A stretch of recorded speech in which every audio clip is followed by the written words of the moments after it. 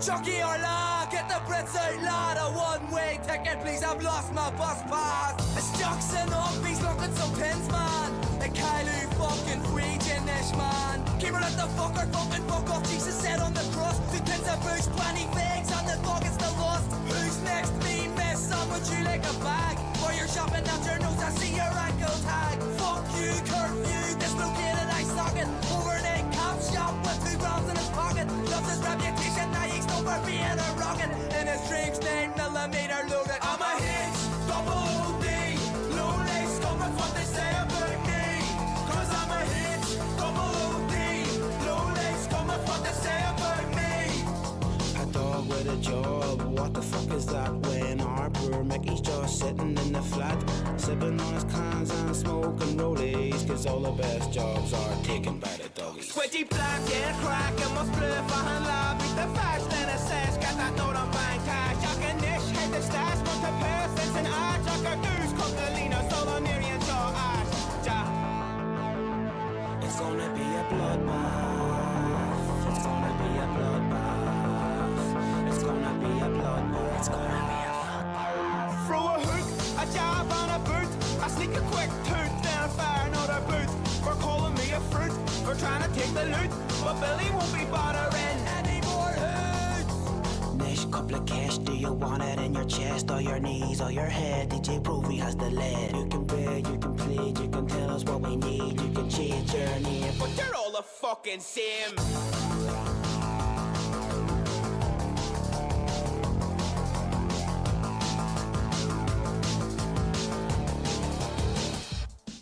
I'm a hitch, double OD. Low lace, come with what they say about me. Cause I'm a hitch, double OD.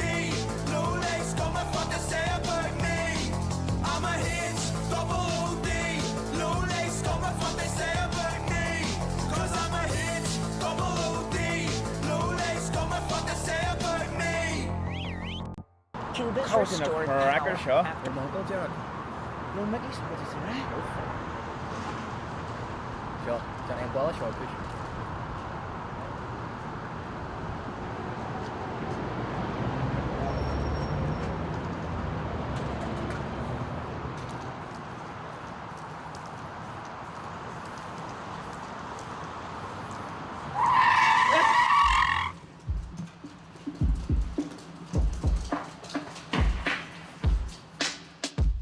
Fuck me, ni jag kom in a bastardy. Cardu and a walla got a mollak as a TVST. Chancer B, go we shin ma walla MD. Murder culture and knock the snail faster riven RUC. It's gone down to Misha or beach, like all she so the sneeze. A rich so reach, just need stop me mega mudgy murder suffering she says for my mala more cat and none Neil, of the two fucking Essex, London, Sean a fucking joke. Tell me a geary bag and kosher laddie, give a couple of yokes. Get down a couple of Lena, wine and food or mean coke. Cause Chucky Jerry, he has been with your fatty golden smoke. My rug they're earning and you. It's Virginia a VSC slash Shivachi na Sul Martin na Muckamora Mura Sator or Armiona Spay locked McGabry Sator Mahone CERTI is coming up so fuck we ain't Garda Do Jean last it's a Misha Row cast and the Yaki to Misha in my Hasu Row Ada CERTI is coming up so fuck we ain't Garda Do Jean last it's a Misha Row cast and the Yaki to Misha in my Hasu Row Ada me laat Hanna Sean Kusle ballenkrava is verder shul of jules nie nu shit tada Tangier is far and near veel first ogin lafada Coke speed ease agus mol marijuana Ik chat the stuck Q and freed sleft Connemara Ik kosher up the tinky winky agus shimas bara Ni stop a moon devru freed gji and yarak jilim sneesle the wamu the wakas the chara and nick and as malay and the sira or of alcara Neil N, Chahar knock on with John Fuilar. Dere corky agus fuel wine the car Excursion na hatch or what hell of a severance in a Johnny Sneesh wine the real DTG car so gotcha and Nish agus Johnny was Jack Hitler, you probably didn't even hate the Jews. That was just the meth making you crazy, dog. How much does it cost for fascism? How much do the taxpayers have to pay for a fascist country? Stop being cowards, because the collective cowardice of you and people like you is what has led to the circumstances of today. You didn't stop letting the enemy dictate the terms of your struggle. They're evil. They are actively doing evil. So treat them like the evil that they are. The time to start is now, right? The time to plant a tree is 10 years ago, and the second best time is now. Strikes are the most effective way to stop profit, get demand, and force policy changes. If you can shut down profit, you can make any politician do anything. I don't want to be part of the system as it works. It's time to stop pretending otherwise. It's time to be ruthless and time to afford them the same amount of grace that they give to their Palestinian victims, because they are only going to get more and more ruthless with their victims if you don't.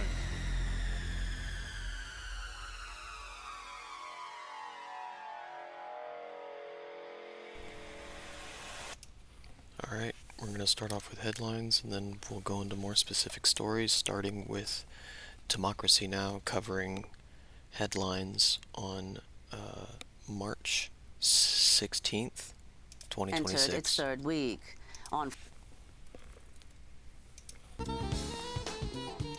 Welcome to Democracy Now!, democracynow.org, the War and Peace Report. I'm Narmeen Sheikh. The U.S.-Israeli war on Iran has now entered its third week. On Friday, President Trump ordered strikes on military installations on Iran's Kharg Island, which handles 90% of the country's crude oil exports. In a phone call with NBC News journalist Kristen Welker on Saturday, President Trump said U.S. strikes had, quote, totally demolished much of the island and warned of more, saying, quote, we may hit it a few more times just for fun. This comes right after Jesse Waters was talking about how Kharg Island should be struck, calling it Iran's cash register. President Trump also claimed that Iran wanted a ceasefire, which Iranian Foreign Minister Abbas Araghchi flatly denied. No, we never asked for a ceasefire, and we have never asked even for negotiation. We are ready to defend ourselves as long as it takes. And this is what we have done so far, and we continue to do that until President Trump comes to the point that this is an illegal war with no victory. Reuters reports that President... Yeah, it's going to take a lot for Trump to come to terms with that.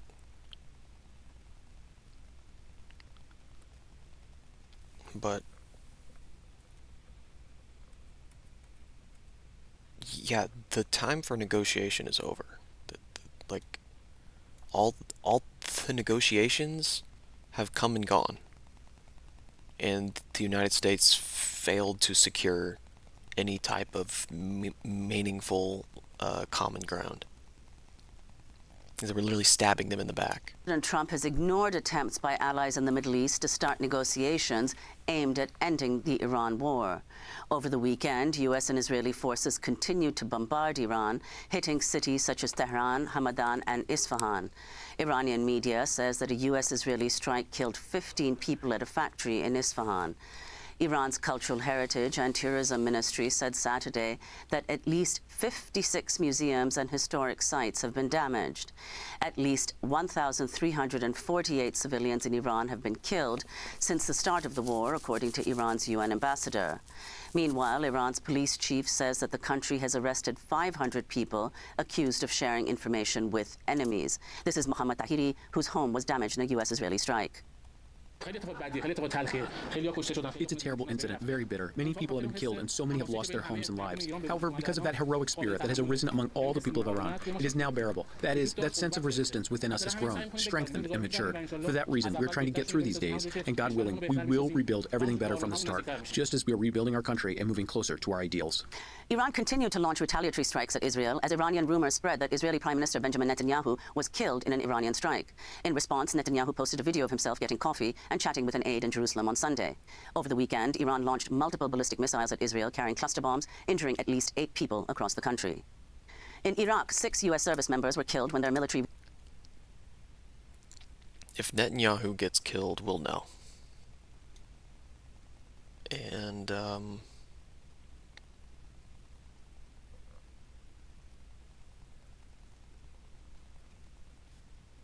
It would not be a sad day, for sure. Refueling plane crashed while taking part in Iran war operations last week.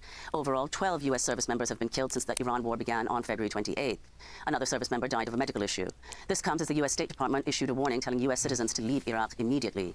Meanwhile, Italy's military said on Sunday there had been a drone attack on the Ali al-Salem airbase in Kuwait hosting Italian and U.S. forces. This comes as Iran continues to attack infrastructure in the United Arab Emirates, urging people to evacuate 3 major ports. Iranian state media claimed, without evidence, that U.S. forces are located in the civilian ports of Jebel Ali, Khalifa, and Fujairah in the UAE. Authorities in the UAE say a drone attack sparked a fire near Dubai airport, while another drone attack has also been reported at Fujairah's industrial area. Meanwhile, Iran's Revolutionary Guard Corps has warned major U.S. corporations in the region to evacuate. President Trump is calling for a coalition of countries to send warships to secure the Strait of Hormuz, which is responsible for 20% of the world's oil supply. Japan and Australia said they were not planning on sending naval vessels to escort ships through the strait. This comes as Brent crude oil is trading near $105 a barrel today. According to AAA, the average price for a gallon of gas in the U.S. has hit $3.70, up from $3.45 a week ago and $2.93 a month ago. Meanwhile, U.S. Energy Secretary Chris Wright said on Sunday that there were, quote, no guarantees that oil prices would fall soon.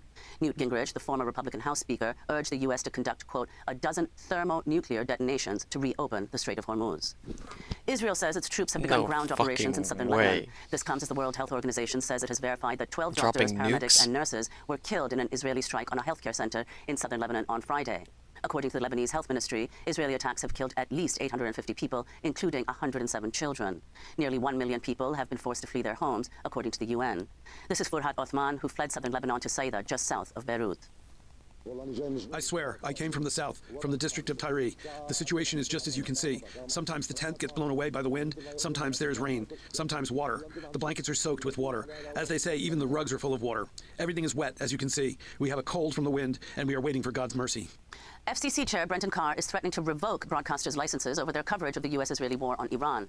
Carr shared a Truth Social post by President Trump in which he criticized U.S. media coverage of the Iran war, writing on X, quote, broadcasters that are running hoaxes and news distortions, also known as the fake news, have a chance now to correct course before their license renewals come up. The law is clear. And don't we criticize Iran for having state-run television? Broadcasters must operate in the public interest, and they will lose their licenses if they do not.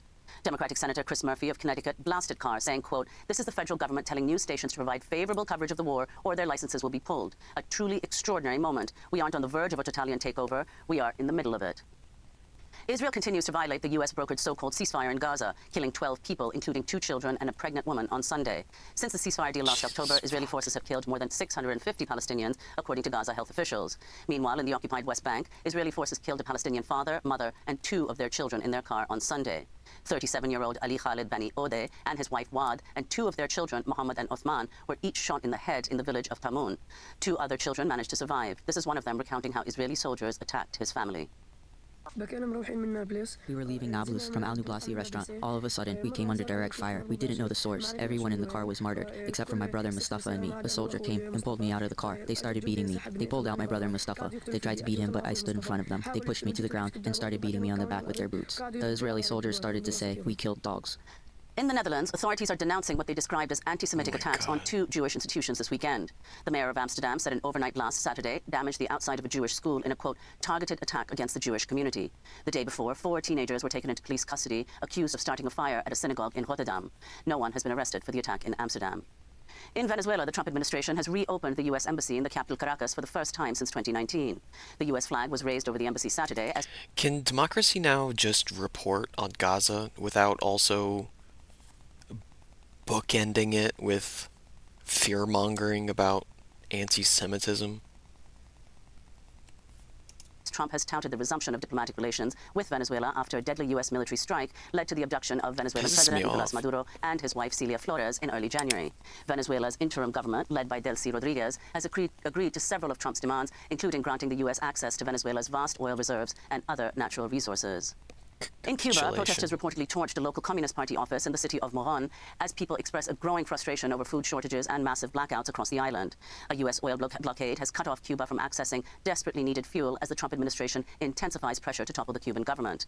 Cuban President Miguel Diaz-Canel said Friday he had held talks with U.S. officials, stating Cuba had not received oil shipments in at least 3 months. The island had already been devastated by decades of U.S. sanctions. Advocates are demanding an investigation after the mysterious death of a Haitian asylum seeker who was found unresponsive at a Pittsburgh, Pennsylvania bus shelter days after being released from jail and placed under ICE supervision. The Haitian Bridge Alliance says 31-year-old Daffy Michel had reportedly been... That sounds like a tale that has happened... That sounds like a tale as old as there being people that we've shoved onto the streets. Like... When is it when it's a young woman that we finally care?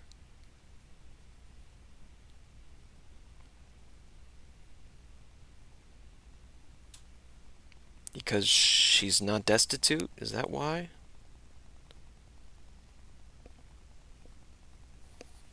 Blows my mind. Jailed for months and was released after a judge dismissed misdemeanor charges against her. Michelle was processed into ICE's so-called Alternatives to Detention program and fitted with an electronic ankle monitor shortly before her death, according to the Haitian Bridge Alliance. Ahead of her time in jail, Michelle had reportedly been experiencing mental health episodes.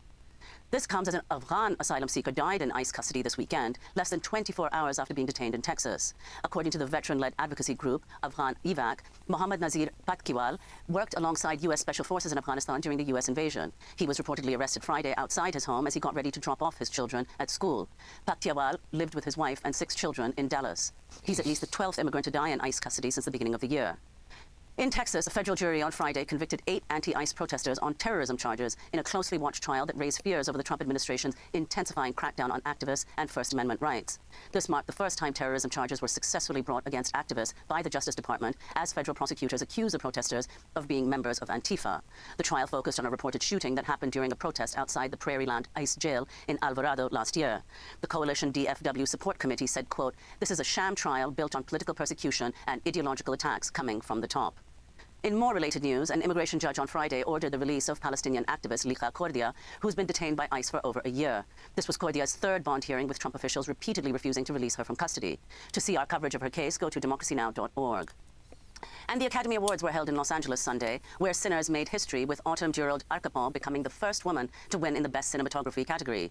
Michael B. Jordan took home the Oscar for Best Actor for his portrayal of twin brothers Smoke and Stack, while the film's director, Ryan Coogler, won for Best Original Screenplay. Mr. Nobody Against Putin won for Best Documentary Feature. Meanwhile, actor and presenter Javier Bardem called for a free Palestine on stage. No to war and free Palestine.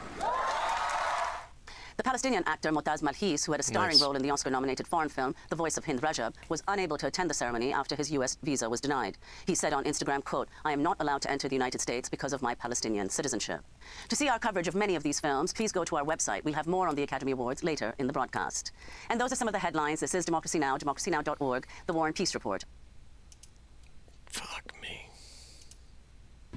Welcome to Democracy Now!, March democracynow.org, The War and Peace Report. I'm Amy Goodman. Israel's military says it's killed the Iranian security chief, Ali Larijani, as the U.S. and Israel continue massive airstrikes across Iran. Larijani was among the most powerful figures in the Islamic Republic and helped direct nuclear negotiations with the U.S. and Use the other bathroom Western and get powers. some coffee. I'm going to keep listening on my His headphones. reported I'll be right assassination back. comes just days after he joined senior Iranian officials in a march through central Tehran in a public act of defiance against the U.S.-Israeli war.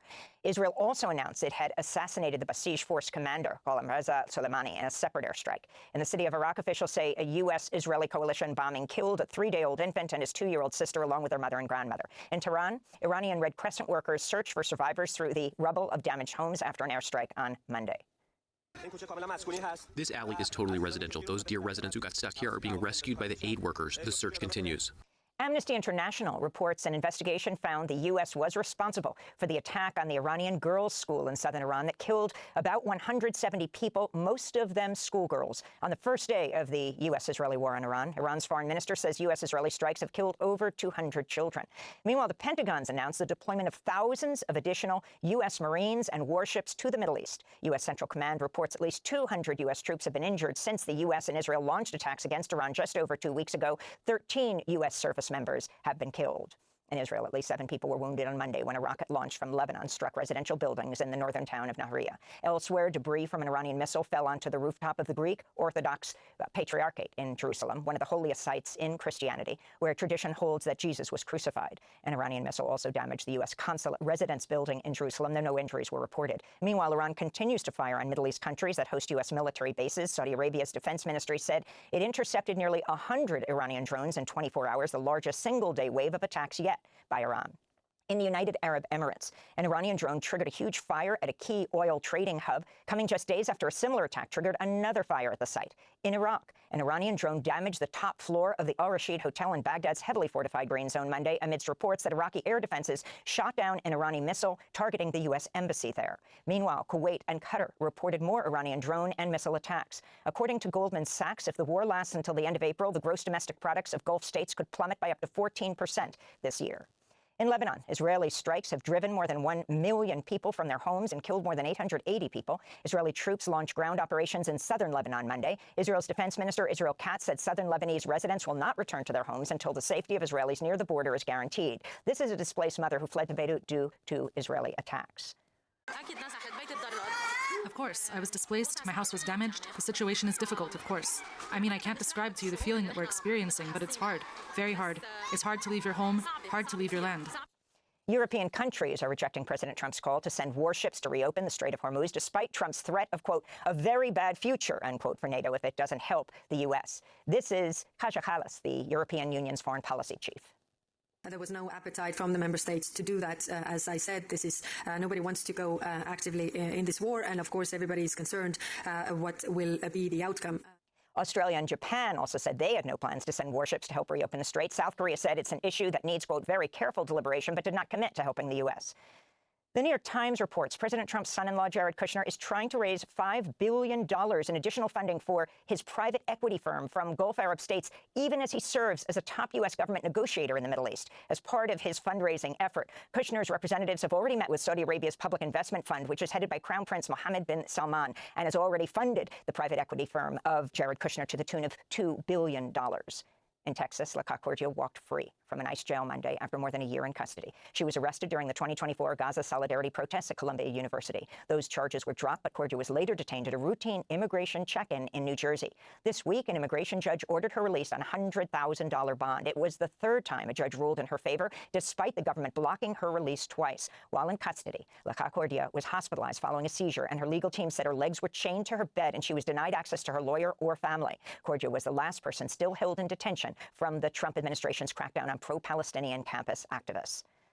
A federal judge in Boston's blocked Health Secretary Robert F. Kennedy Jr.'s overhaul of U.S. vaccine policy, including blocking a January directive slashing the number of recommended childhood vaccinations from 18 to 11.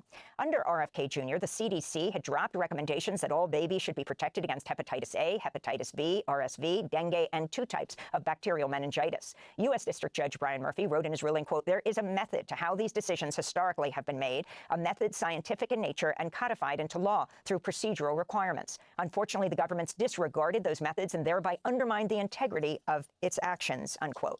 Judge Murphy also found Kennedy violated federal law when he fired all 17 members of the Centers for Disease Control's Advisory Committee on Immunization Practices and replaced them with hand-picked appointees who've questioned established medical research on vaccines.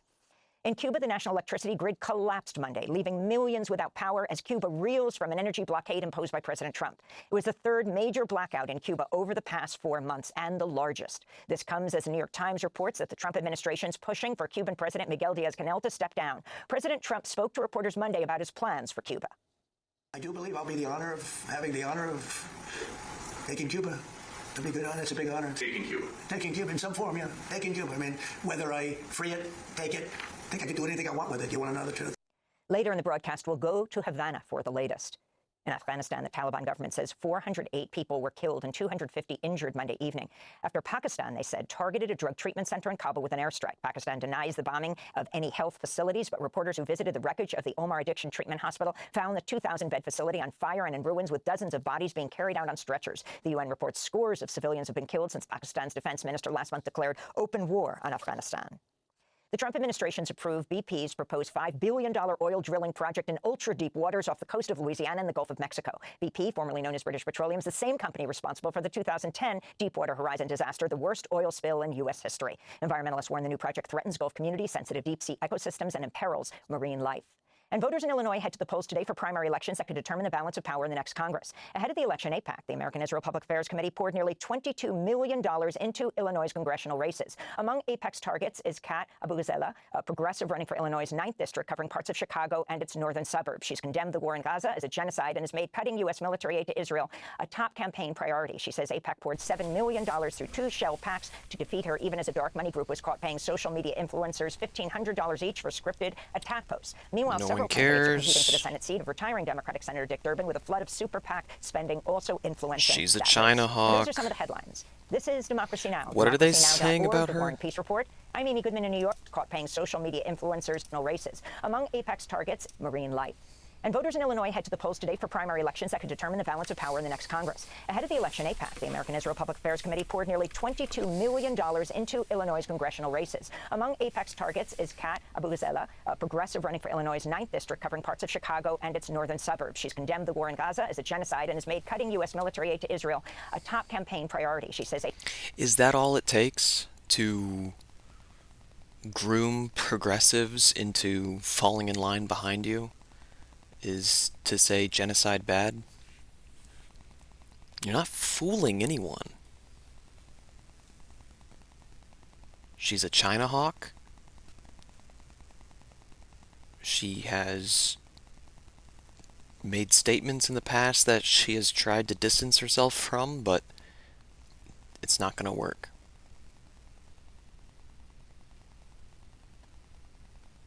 AIPAC poured $7 million through 2 shell PACs to defeat her, even as a dark money group was caught paying social media influencers $1,500 each for scripted attack posts. Meanwhile, several candidates are competing for the Senate seat of retiring Democratic Senator Dick Durbin, with a flood of super PAC spending also influencing that race. And those are some of the headlines. This is Democracy Now!, democracynow.org, the War and Peace Report. I'm Amy Goodman in New York with Democracy Now!'s Juan Gonzalez in Chicago. Hi, Juan. Hi, Amy, and welcome to all of our listeners and viewers across the country. What is her name? Kat? It's Kat Abou-Gazella. Kat Abou-Gazella.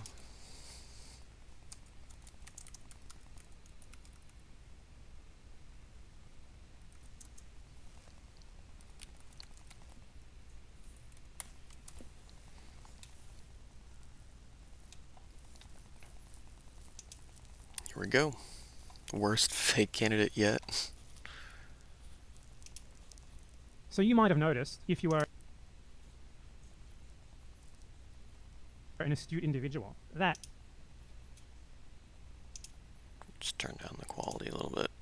So you might have noticed, if you are an astute individual, that in the USA, the Democratic Party entryist candidates are now engaging in a new sort of strategy as a result of the Gaza genocide. And this is really the only meaningful change in the so-called US left as a result of the Gaza genocide, unfortunately, is it's now being used as an excuse for supposed lesser evil voting to scold people into voting for people who are supposedly better on Palestine, when everything else about them is terrible. And once they actually get into office, they're just going to be fucking horrible and do nothing for Palestine, let alone for anything else either. So what they're doing is they're basically campaigning as like anti-establishment, left-wing firebrands on the Democratic Party ticket, with campaigns that are very curiously, clearly well-funded, clearly with lots of consulting firms behind them, with sleek little graphics, with plenty of campaign material, with no lack of money. And when you actually look at their campaign, it's the exact same shit as always. And the reasoning that they're using for why you have to vote for them is supposedly that they're just better on Palestine, and they should just ignore everything else. And their actual platform on Palestine is just liberal Zionism. Basically. Always liberal Zionism, because this is part of a two-pronged effort as well to scold people, to attack them until they accept that you have to take liberal Zionist scraps as pro-Palestine, because if you don't, you're enabling the other guy, who's supposedly worse. Palestine scolding is the new norm. You're going to be scolded because you don't think that voting for an imperialist, just because that platform says that Palestinians are people, where in every other part of that platform, it's all Zionism, and they're never going to actually even try to implement any of it once they're in office anyway, because you don't forgive the rest of their horrible platform, because you don't forgive them for joining the genocidal Democratic Party, because you want to instead work on something else rather than... This is just the general problem that he has with these fake progressives that are being platformed by the Democratic Party in the United States. He gets into the specifics of why Kat is a China hawk and an imperialist. Doing the same entry of shit over and over again, you'll be painted as like evil and pro-Israel. Whereas in actual reality, voting for this person is the pro-Israel position because they have been very carefully crafted to mislead you into thinking that you don't need to do anything yourself because you already have people like this in the Democratic Party working for Palestine on your behalf. The latest one of these candidates is Kat Abu Ghazaleh, the most obvious AstroTurf candidate I've ever seen. Popped onto the scene about a year ago, already looking like she had millions of dollars behind her. Like tons of campaign material, very sleek designs. It was very clear that none of this was organic. And now people are being scolded into voting for her when, get this, her platform is significantly worse than even the other guys who have done the same thing that she is doing now. So much worse. And I only know about her because of her jumping in front of smoke grenades and... no, actually, she was brutalized by ICE, actually. That's one of her claims to fame.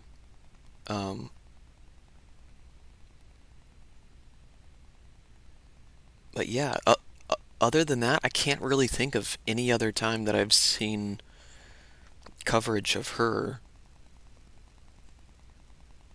than Democracy Now!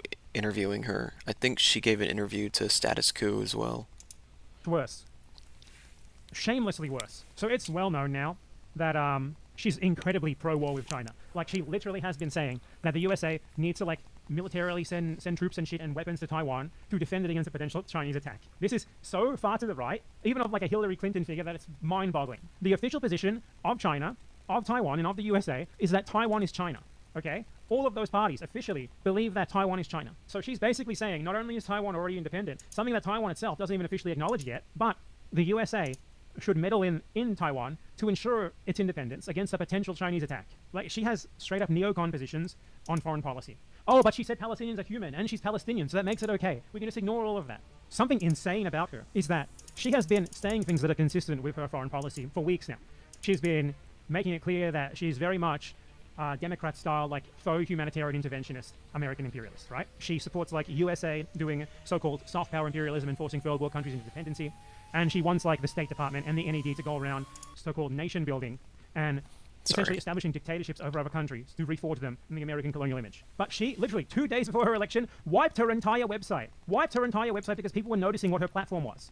I'm not kidding you. Good, They Vitor. How entirely are got you? rid of the foreign policy part of her website, saying after our website was updated, portions of our policy platform were not accurately updated. We're just exposing some fake progressives. How are you, Vitor? Do not reflect Kat's views or values or the values of this campaign. This came after she received mild pushback on Twitter because Dropsite News started posting about her platform on Twitter, which included things like, there is no acceptable scenario that leaves Hamas in charge of the Gaza Strip, straight up liberal Zionist position at best, and saying, I quote, the State Department must work with the National Democratic Institute, the National Endowment for Democracy, and other foreign capacity building entities to aid the reconstruction of Palestine civic institutions in partnership with the United Nations. She was literally saying on her campaign website that essentially the USA should mold the Palestinian government as it sees fit. That's I'm still trying to wrap my head around the Hamas comment because she's a Palestinian herself. I don't know. Like DJ Khaled. Fit. And who should lead this initiative? The fucking State Department and the NED, which is a CIA cutout. And it got so bad for her that 2 days out of the election, she totally wiped her foreign policy platform, claiming that she never actually believed in it. Do you buy this? Do you buy? I'm fine. Bought 2 books about fascism. Found the titles and synopses interesting. Nice.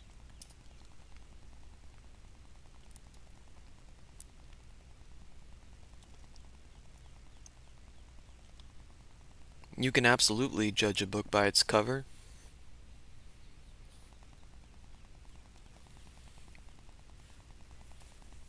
Because the cover includes the back synopsis.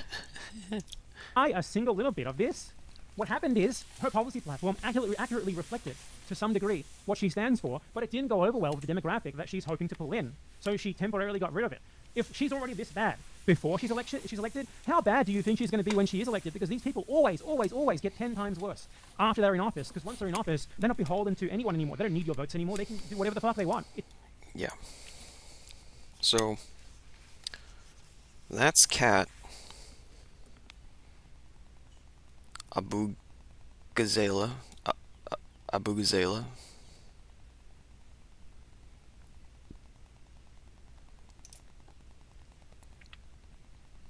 Moving right along. After a 29-hour island-wide blackout left millions of people without electricity.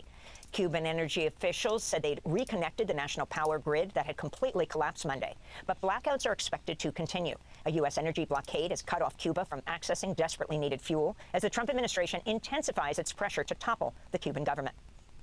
The Justice Department's dismissed charges against an Army veteran who set a U.S. flag on fire across the street from the White House last week. Charges dismissed. By John J. Kerry came in response to a Trump executive order that mandated federal agencies to vigorously prosecute anyone who burns the U.S. flag. Kerry was not charged with flag burning, but faced 2 misdemeanors, including for igniting a fire in an undesignated area. A 1989 Supreme Court ruling determined the burning of the U.S. flag as protected speech under the First Amendment.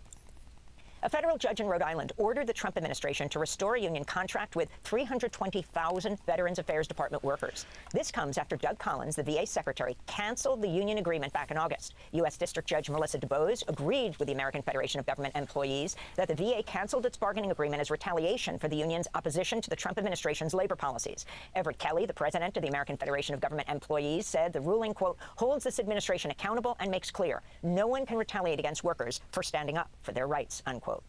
And in Illinois, Lieutenant Governor Juliana Stratton won Tuesday's Democratic Senate primary in a race to succeed Senator Dick Durbin, who's retiring.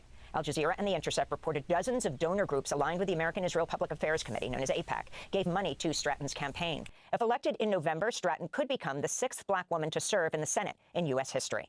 Meanwhile, Evanston Mayor Daniel Biss won the Democratic primary in a closely watched race for a U.S. House seat that's not been vacant for nearly 3 decades. More than a dozen Democrats ran to succeed the retiring Congressmember John Schakowsky, who's been in office since 1999. Progressive candidate Kat Ubagazala finished 2nd. Groups linked to AIPAC spent millions of dollars attacking both her and Biss. And those are some of the headlines. This is Democracy Now!, democracynow.org, Money The War and Peace wasted. Report. I'm Amy Goodman. Her campaign's not going to go anywhere anyway. Welcome to Democracy Now!, democracynow.org, The War and Peace Report. I'm Amy Goodman. The U.S.-Israeli war in Iran entered a new phase Wednesday after Israel bombed Iran's South Pars gas field, the largest known natural gas reserve in the world. The attack set off huge fires at a refinery and petrochemical facility that processed the majority of Iran's domestic supply of natural gas. Iran's Revolutionary Guard Corps retaliated by attacking energy infrastructure across the Persian Gulf. Within hours, Iranian missiles caused extensive damage to Qatar's Ras Laffan facility, which handles nearly 20% of global exports of liquefied natural gas. Separate attacks from Iran damaged 2 refineries in Kuwait, 2 oil fields in the United Arab Emirates, and a Saudi Aramco refinery at the port of Yanbu, a critical oil terminal in the Red Sea far from Iran on Saudi Arabia's western coast. The escalating attack set off panic in global markets and sent the price of oil skyrocketing as high as $118 a barrel. Several governments in Asia are now rationing fuel, slashing public services, and shortening work weeks to conserve energy. Here in the U.S., gasoline prices are now at their highest level since 2023, are set to climb further. I think it's not really, it's not, hey Kat, what does the magical news orb say today? The world is ending yet? I'm ready. Is the world ending yet? I'm ready. Not yet, but one thing that has kind of been touched on, but not really, something to keep in mind. Every time one of these pieces of oil infrastructure gets struck or attacked, it's an environmental disaster every single time.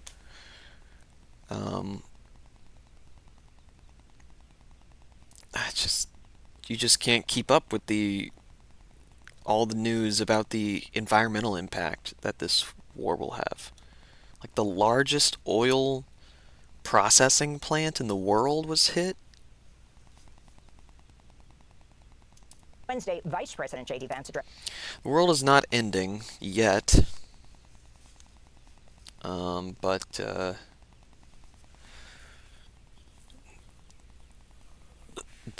the news orb is not looking good. Soaring fuel prices after a meeting in Michigan with the American Petroleum Institute. It's not going to last forever. We're going to take care of business. We're going to come back home. And when that happens, you're going to see energy prices come back down to reality. This is today. In the meantime, we got a problem. We know that we have a problem. We're doing everything that we can to address it. The Pentagon is seeking more than $200 billion in additional funding for the U.S.-Israeli war in Iran. That's according to the Washington Post, which reports the military seeking to urgently increase production of weapons expended in thousands of U.S. and Israeli strikes over the past 3 weeks. On Capitol Hill, Republican senators Wednesday blocked a vote on a war powers resolution to rein in President Trump's attacks on Iran. Meanwhile, Director of National Intelligence Tulsi Gabbard testified to the Senate Intelligence. Reason why they're showing one of these during the B-roll of United States war assets is because 5 of these fucking tankers that refuel planes in midair, 5 of them have been destroyed. USA fuel planes destroyed Iran.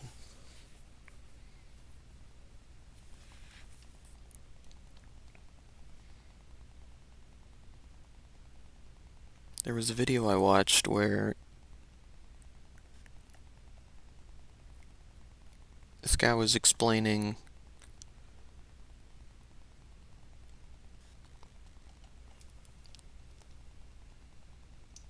exactly why that's so significant. Something like we've lost more refueling planes in the last week than we have in the last 20 years.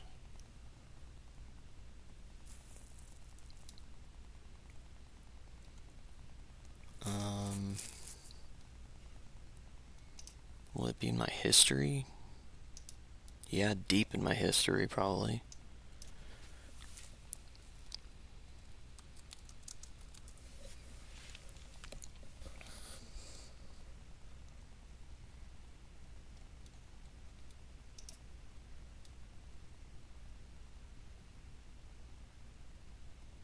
You can't sort by already watched. Fuck.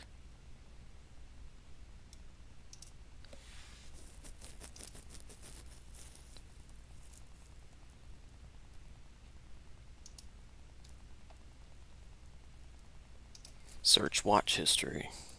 Iran, USA.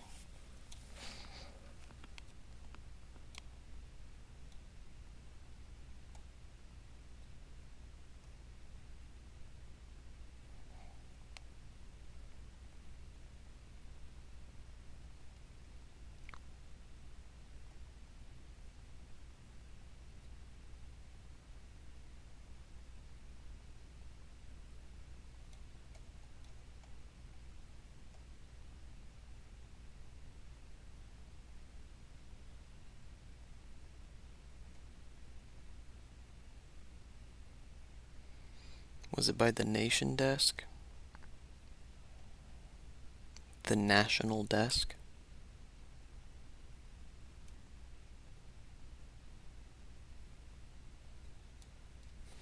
Let's search just Iran.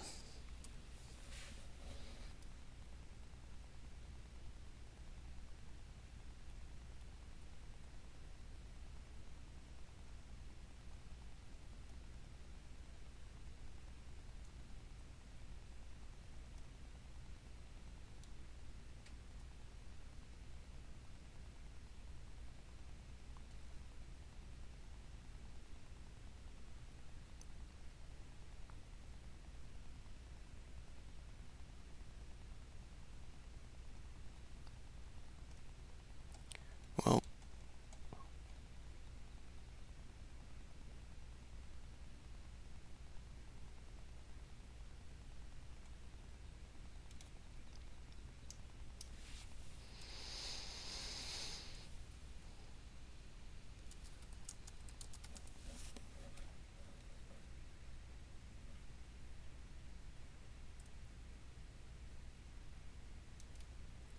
alright, well, I can't find it.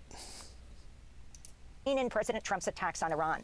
Meanwhile, Director of National Intelligence Tulsi Gabbard testified to the Senate Intelligence Committee that U.S.-Israeli attacks on Iran last June had obliterated Iran's nuclear program with no effort underway to rebuild it. Georgia Democratic Senator John Ossoff asked Gabbard whether that aligned with President Trump's claims that Iran posed an imminent threat to the United States.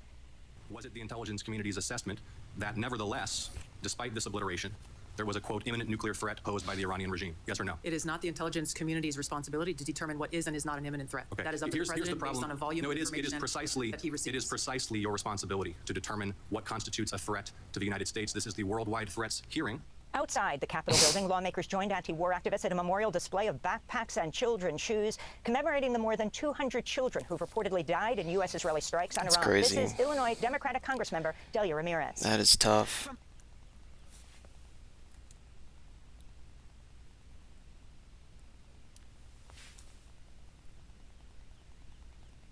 God, that's hard to look in U.S.-Israeli strikes on Iran. This is Illinois Democratic Congressmember Delia Ramirez. From Palestine to Iran, our bombs are killing women. They're killing children, little girls who are yearning. And it's been confirmed, by the way. Amnesty International did an investigation, and their conclusion was it was the United States that bombed that school, if there was any question about it in the first place. To learn. And they're displacing thousands and thousands and thousands. Because from Cuba to Lebanon, our governments are violating U.S. and international law. Lebanon's health ministry says Israeli attacks have killed 45 people across Lebanon over the past 2 days, with over 1 million people forcibly displaced by Israel's assault. The UN Children's Fund, that's UNICEF, says Israeli attacks are killing or wounding 30 children in Lebanon a day, the equivalent of an entire classroom. On Wednesday, Israeli Defense Minister Israel Katz said his forces had destroyed 2 more bridges over Lebanon's Litani. I mean, Palestine is sovereign, but this is a sovereign state. A neighbor. I think about the Do Not Worry podcast. They are based in Lebanon. And the capital is being bombed. Beirut. They're not in Beirut, but... Oh, I forget the guy's name from the Do Not Worry podcast. Oh my god. Fundraiser for Lebanon. Let's feed the displaced. Day 2. Damn, bro.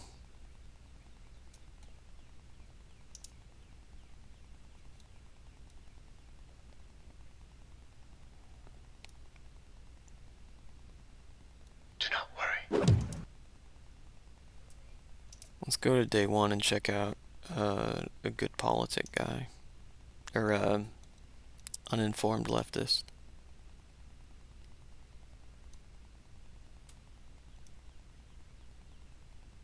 iDubbbz and Aniza. Lebanon was colonized by the French a long time ago. Like, they built a lot of schools here. They built, like, roads, hospitals.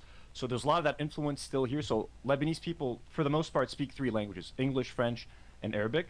So, yeah, when I was saying bonjour, I guess that's that's what you get. Oh, yeah, right. No, it's just the name, the brand. It's not us speaking. Yeah. But what flavor is that? It's such a weird shape, dude. This one's... River, further cutting off southern Lebanon from the rest of the country. Meanwhile, Hezbollah fighters fired heavy barrages of rockets towards Israel. In the occupied West Bank, 3 Palestinians were killed and 13 others injured Wednesday night when parts of an intercepted Iranian missile fell on a hair salon near Hebron.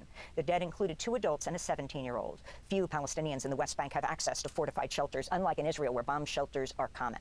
In Israel, an Iranian cluster munition ripped through the Tel Aviv suburb of Ramat Gan on Wednesday, killing an elderly couple in their home. Police said they failed to reach a fortified safe room in their apartment before it was struck. Elsewhere, a man described as a foreign worker was killed by a missile attack in Israel's Sharon area. Israel's health ministry reported 177 people were taken to hospitals with injuries over just 24 hours. Back in the United States, lawmakers grilled Republican Senator Markwayne Mullin, President Trump's pick to lead the Department of Homeland Security, during his confirmation hearing Wednesday. President Trump nominated Mullin to replace Kristi Noem, whom he fired earlier this month. Republican Homeland Security Committee Chair Rand Paul opened the hearing by confronting Mullin for calling him a, quote, freaking snake, and for siding with a neighbor who physically attacked the Republican Senator, Rand Paul, back in 2017. Paul announced after the hearing he will vote no on the nomination. This is Democratic Senator Alyssa Slotkin questioning Mullin on the 2020 election. Who won the 2020 election? Ma'am, we know that President Joe Biden was sworn into office. He was the president for the last 4 years. But I do believe my job as Department of Homeland Security Secretary will be to make sure that we assure that the elections are fair and people can trust them. In related news, ProPublica is reporting that DHS is demanding access to the Federal Parent Locator Service. It's a database holding the name, address, social security number, employer, and salary of every employed person in the U.S., plus sensitive information on children and domestic violence victims. The service is used by the government to find people who owe child support. Federal law explicitly bars DHS from using the database, but the Department of Health and Human Services is actively considering the request. CBS News is reporting the FBI and IRS are forming a joint initiative to investigate nonprofit organizations over suspected possible links to domestic terrorism. This comes after Attorney General Pam Bondi issued a memo last year ordering law enforcement agencies and federal prosecutors to compile a list of potential domestic terrorism organizations that promote, quote, extreme viewpoints on immigration, radical gender ideology, and anti-American sentiment, unquote. Democrats on the House Oversight Committee on Wednesday walked out of a closed-door briefing with Attorney General Pam Bondi and her deputy Todd Blanche on the Justice Department's handling of the Epstein files. According to Democrats, Bondi repeatedly declined to say whether she would comply with a subpoena requiring her to appear for a sworn deposition on April 14th. The briefing came one day after Oversight Committee Chair James Comer subpoenaed Bondi to testify before the committee. After the briefing, Bondi was asked by reporters if she would comply with a subpoena, to which she simply replied, "I will follow the law." Democratic Congressmember Summer Lee later asked Comer if he would compel Bondi to attend the April deposition, holding her in contempt if she refuses. Comer told Lee she was, quote, bitching. This is Congressmember Summer Lee, who's introduced articles of impeachment against Bondi. AG Bondi has been obstructing justice. She has perjured herself multiple times, and she has been withholding critical documents that would inform this investigation into a pedophile, into corruption, and possibly quite deeper, because we do not know who was all involved. Today, what their attempt was to push this under the rug, do something off the record that they would not have to be accountable for. And a New York Times investigation has found Cesar Chavez, the late co-founder of the United Farm Workers, abused, molested, and raped multiple women and girls over the course of decades. Ana Murguia and Deborah Rojas say that Chavez sexually abused them for years when they were girls in the 1970s. Murguia and Chavez said Chavez assaulted her when she was 13 years old. Chavez reportedly raped Rojas when she was 15 years old in a motel room in 1975. Dolores Huerta, who co-founded the United Farm Workers with Cesar Chavez, told the New York Times he coerced her into sex on one occasion and raped her in 1966, resulting in 2 separate pregnancies she concealed by wearing baggy clothes. Both of Dolores Huerta's children were quietly raised by other families. In a statement, Huerta said, quote, "I carried this secret for as long as I did because building the movement and securing farm worker rights was my life's work. I'm telling my story because the New York Times has indicated I was not the only one. There were others. Women are coming forward sharing that they were sexually abused and assaulted by Cesar when they were girls and teenagers," Dolores Huerta said. United Farm Workers Council will not participate in any Cesar Chavez Day events this month, while the Cesar Chavez Foundation said, quote, "To the survivors, we believe you. We honor your courage, and we're very sorry for the harm you have carried in the shadows for so long," unquote. Both organizations have established confidential channels for those who wish to report harm. Local officials in California have called for renaming schools, parks, plazas, and streets bearing Cesar Chavez's name. Arizona Governor Katie Hobbs announced the state would not recognize Cesar Chavez Day on March 31st, his birthday. Annual parades in Tucson, Arizona, and San Francisco, California, were also canceled, along with marches in San Antonio and Laredo, Texas. And those are some of the headlines. This is Democracy Now!, democracynow.org, the War and Peace Report. And that foundation is going to have to change their name eventually. That sucks. I'm Amy Goodman. And I'm Nermeen Sheikh. Welcome to our Never even heard of that guy. listeners and viewers across the country and around the world. Electronic Intifada. Scheduled.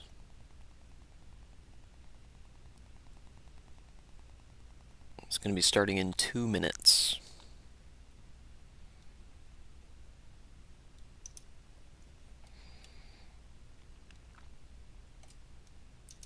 Wanted to check in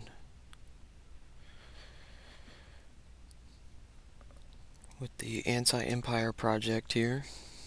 All right, you guys. It is March 15th, 2026, and this is your Iran war sitrep. No end in sight for sure. This is another monster of a sitrep. I remember 3 years ago when I would sit down, I mean not quite, but 2-something years ago when I would sit down to do a sitrep at the end of the night. Everybody in the house was asleep. I would open a few tabs and I would just, kind of talk into the camera. Mental notes of what I, had seen and was thinking. Maybe a few links. And now I have this monster of an outline. 5 sections. So no, 8 sections. In this video, we have 8 sections. The first one is about how no ceasefire. I will briefly address the United Nations non-veto, very briefly.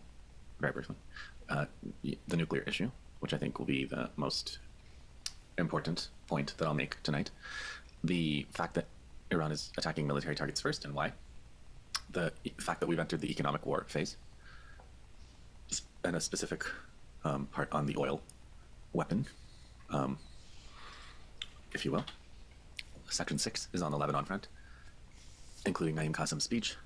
Section 7 and 8 are on the remaining options available to the U.S. and Israel, which don't seem to be, none of them seem to be a slam dunk for winning this thing. Okay, so the reason there's no end in sight is because the Iranians don't want a ceasefire. They have repeatedly said, I've only been really looking at Iranian sources. I figure you guys can get the American voice and the Israeli voice from other places. I've been looking at Iranian sources, and the Iranian officials are saying the Americans reach out, ask us for a ceasefire, ask us for our ceasefire conditions, and we tell them we don't have any ceasefire conditions because we don't want a ceasefire.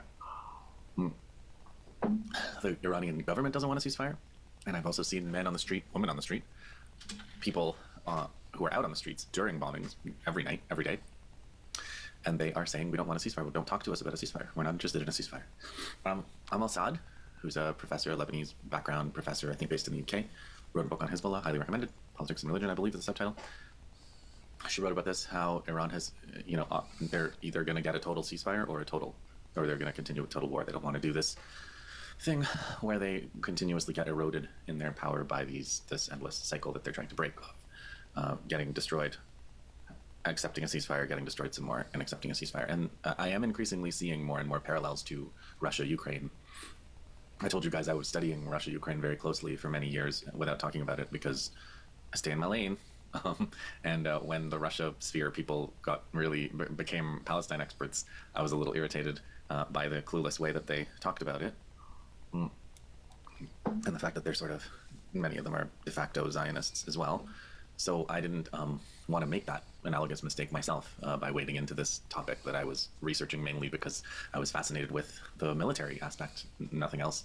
I don't have any kind of real human connections. There's a lot of Ukrainian people that live around here, that I grew up with, but that's not that's because I live in Toronto where there's people from everywhere, all over. So it's not my lane. I don't know.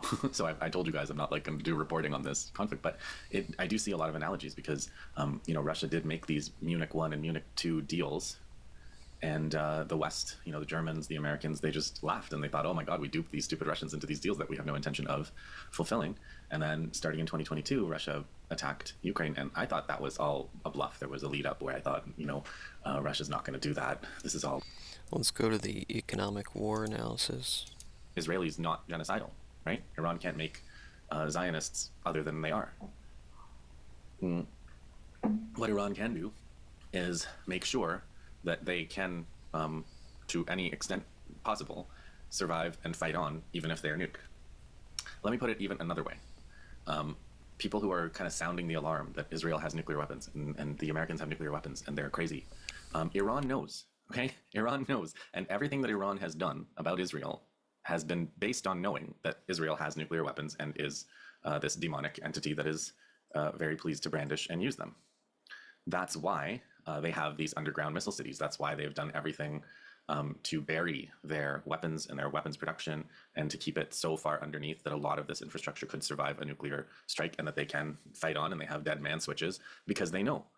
One quote from the IRGC, I didn't double check it, but it sounds right. It sounds like the kind of thing they would say is, let tyrants know that those who stood firm against the poisons of the past will not be intimidated by the technology of treachery today, and let the Americans do as they please. Another tweeter that I really like, I think they're based in South Africa, and they take the name of the South African Armed Struggle Organization, Sizwe Lo. He says, some people are saying, here, I'll share it with you guys. Some people are saying that Iran should cave, or at least tread carefully, before the US, but especially Israel, gets desperate and uses nuclear weapons. They say this as if a nuke is some kind of holistic magic bullet. But here's the thing. Contrary to popular belief, modern military-industrial nations, which Iran is firmly one, are designed with survival deltas for exactly this kind of situation. From the start, it needs to be clear that any use of a nuke by the US-Israel axis of death would not be about destroying Iran's nuclear facilities, which we all know were completely obliterated last year. It would be instead aimed at decapitating Iran's war-making capabilities, which in simple terms refers to its military facilities dispersed across the country. The problem here is that the attacker would need what military people call an area denial strategy, and to meaningfully degrade dispersed missile farms and military logistics, you're not talking about 1 or 2 tactical nuclear weapons. Instead, you're looking at a campaign that would require multiple detonations across a wide geographic area that yields large enough to render vast areas of land operationally unusable. But if the targets are indeed underground facilities, Iran has sites like Orab 44 and the Fordo enrichment plant, which are buried so deep that even high-yield tactical nuclear weapons are not guaranteed to destroy the assets within. He goes on and on about the EMP, the electromagnetic pulse, but also Iran's National Information Network, legacy analog and semi. So fortified that even high-yield nuclear payloads can't compromise the assets inside the infrastructure. That's crazy. Analog systems. Iran would target Israel's Dimona facility, which is lightly shielded, and toxic dust, toxic rain. So while the goal would be regime change in Iran, the resulting catastrophe would solidify anti-Israel sentiment worldwide, making integration in the region and the world at large impossible. Yes, a nuke would cause enormous humanitarian catastrophe, but still leaving Iran with strike capability. This is the worst of both worlds. Israel would have paid the full political and environmental price without achieving the military objective. The uncomfortable reality for the Zionists is that Iran has essentially achieved functional deterrence without possessing a nuclear weapon. That's the real strategic achievement, and why that just nuke them argument reflects the misunderstanding of what deterrence really requires. Deterrence is... Damn. They could keep going with a nuclear exchange even after, like, everyone behind the controls is dead or something. Like, it's a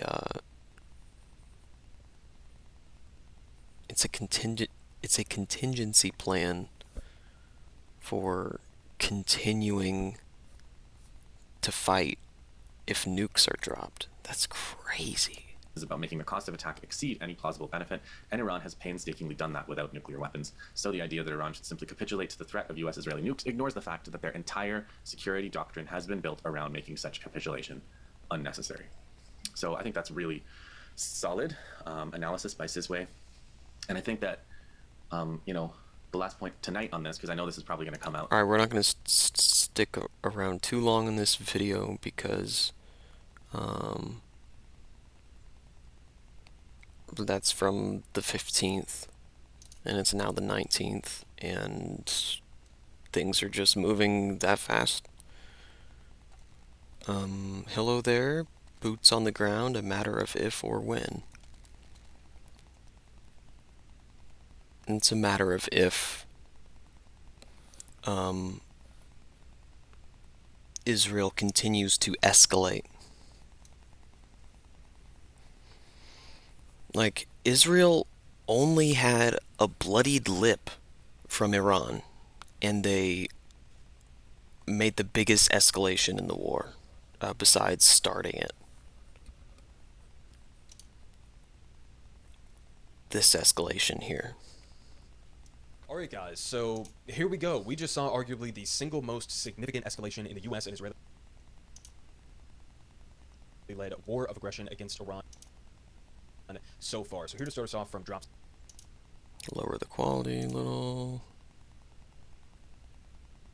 Site news, they say breaking: Israel has struck Iran's South Pars gas field, the world's largest natural gas field and a core pillar of Iran's energy supply. They also point out that this escalation comes alongside reported impacts on other oil and petrochemical facilities throughout the country. They also say that the IRGC-linked Tasnim news agency issued an urgent warning urging people to immediately leave major oil and gas sites in Saudi Arabia, the UAE, and in Qatar, saying they had become direct and legitimate targets that could be struck within hours. And I'm going to show you some videos here in a second because they've already struck them. They say that they were calling out specifically the Samref refinery in Saudi Arabia, the Al Hassan gas field in the UAE, the Jubail petrochemical complex in Saudi Arabia, the Mesaid petrochemical complex in Qatar. Welcome to the stream, Ayatollah Khomeini. And the Ras Laffan refinery also in Qatar. They also say previously clear and repeated warnings were given to your rulers about entering great username this dangerous path and gambling with the fate of their nations. And we have a little bit of a video here showing the massive smoke cloud in the distance in the aftermath of some of these strikes. Now, moving on, we also have this here pointed out by this. Again, the environmental impact is just...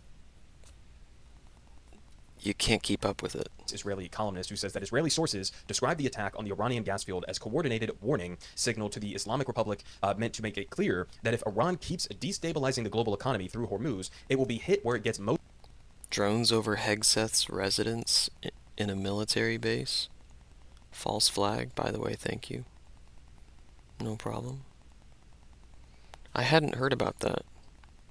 If not all of its income, the energy sector. They say this is only the first signal. If Tehran doesn't get the message, then more escalation will follow. And obviously, if you look at the indications from Iran, they're not ready at this point to just throw their hands up and surrender to the US and Israel. Obviously, keeping the Strait of Hormuz closed is the greatest weapon that they have in order to apply pressure and economic pain on the United States and Israel and the rest of the global economy in their strategy to make sure that the US and Israel wouldn't consider attacking Iran in the future in the same kind of way. So again, they're saying this is sort of just the first step, and more escalation is coming down the pipeline. pipeline. In response to this, we have an Iranian military spokesman who said, "You attacked our infrastructure and energy in the south. Your infrastructure, energy, and gas fields will burn to ashes at the first opportunity. Your era of glory is over. Withdraw from the region or choose death." So again, counter to the Israeli thinking there that Iran is just going to throw their hands up, seems like they are ready for this exact kind of scenario. Now, we also have here from Dropsite News again, Iranian officials issue evacuation warnings for specific Gulf energy sites. Ibrahim Azizi, the head of Iran's National Security Commission in parliament, issued a direct warning alongside maps marking potential targets across the Gulf, signaling possible strikes on major oil and gas infrastructure. And you can see some of the maps that he specifically pointed out there. Now we get to some of the video here, guys. So this is one of the only verified videos that I've seen out of Qatar at the Ras Laffan refinery. Following one of these Iranian attacks, you can see a massive fireball off there in the distance with a huge plume of smoke going up into the sky. Again, it seems like maybe some secondary burning going on there because obviously they're striking at oil and gas facilities. This one specifically is important because it's pointed out here by Trey Yingst. He says this is a major development. Qatari officials spoke out about the strikes earlier today against Iran's South Pars field over concern that Iran could target their energy infrastructure in response. And this specific facility, Ras Laffan, is the largest liquefied natural gas export facility in the world. Keep in mind, in terms of LNG, it's like 20+% of the global supply is coming out of Qatar, and this is their largest liquefied natural gas export facility, not only in their country, but again, in the world. That is now apparently on fire. Now, we also have here from Dropsite News, the Associated Press is reporting 2 big explosions in Riyadh, the capital of Saudi Arabia. And we have a little bit of video here. Now, this video specifically hasn't been 100% confirmed from what I've seen, but it seems like, according to the Associated Press, as well as some further confirmation that we've gotten from Saudi officials, at least there was some indication of pretty significant damage and explosions going on. To answer your question, do I think it's a false flag? The drones over Hegseth and Rubio's residence. I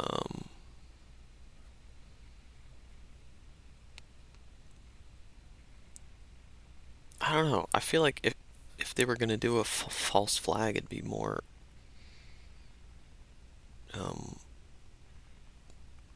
something more likely to get people up in arms about. I don't know. I think we need more information. Inside the capital of Riyadh. I mean, this video specifically, if it does turn out to be officially confirmed, is wild. I mean, you have multiple different impact points that are happening directly inside the capital of Saudi Arabia. We have this here. Also, the Pentagon person telling Reuters that the reporting on whether Hegseth and Rubio are moving and changing locations, that's a matter of national security, and to report on that is grossly irresponsible. Like, motherfucker, relax. You don't even let the press into the Pentagon anymore, you know? Let us know, like, let the press ask questions, you know? Again, confirming sort of that idea, saying that Saudi Arabia says that it intercepted 4 ballistic missiles launched towards Riyadh, and parts of the missiles fell near a refinery south of Riyadh. So again, not confirmation necessarily on the more direct strikes it looks like that we have here, although this could be what we're looking at. Keep in mind, if even fragments of some of these Iranian missiles hit, oil facilities, it could result in a massive explosion like we're seeing in that kind. Interesting though, drones were stolen too. I heard from someone on Twitch, unverified. Whoa. Interesting. That is very interesting. And honestly, I wouldn't put it past the United States military to get spooked by their own assets, you know? Because the Air Force be turning off their transponders and shit, flying over their own airspace. I mean, shit, we've had aircraft almost collide with each other. They're flying dark all the time, so much, you know? Kind of video. Now, we also have here from Jennifer Jacobs. She says that Trump... So if they have an unidentified drone over Hegseth's residence, I would say count your drones, you know what I mean? Like, are we sure it's not one of ours, you know? Whatever. hasn't made up his mind yet on whether he wants to send American forces into Iran and seize the country's nuclear material, which would be a very dangerous operation. You don't say. In private conversations, he has apparently said, "I have a lot of decisions to make." And the Pentagon has prepared multiple options for the president as potential next steps in the Iran war. And you have the IAEA Director General here saying just today that he doubts the nuclear program can be destroyed militarily because it's a vast program built over decades and is scattered across a number of facilities. So similar to the idea that they have all of Trump's options printed on like a McDonald's menu so that he can more easily make his selections. Trump is going to send a couple thousand Marines to invade and take over Kark Island, for example, which is where a huge chunk, like 80 to 90% of Iran's oil exports are based out of. This is going to be an absolute unmitigated disaster if he decides to go through. I mean, this would be an absolute bloodbath, especially with Kark Island, right? We're talking about a place where Iran could be relentlessly striking against these troops from multiple different angles with multiple different types of weaponry. They would essentially be sitting ducks on that island. And the same thing here. You're going to send, what, a few hundred, a few thousand? How many would be necessary to invade, to do a ground operation inside of all of these different potential nuclear sites throughout Iran? And you're going to, what, blow up these nuclear facilities from the inside? You're going to infiltrate them? You're going to seize the nuclear material? I mean, this is all... I mean, how many American soldiers have died without even having boots on the ground? Service members have died in the Iran conflict.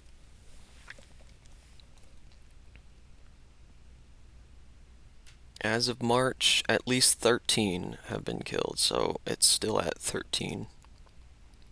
All completely deranged and insane stuff that we're talking about here that I think would go very poorly if he actually decided to go through on it. Now, we also have here an update in terms of the spiraling oil crisis that we're seeing around the world. Obviously, the recent developments that we just covered are not going to make this better, and you can see from the graph here of the Brent oil crude price. It's all the way up now to basically $108 per barrel, and you can see over just the course of like the last couple of days, it has shot up. That's days?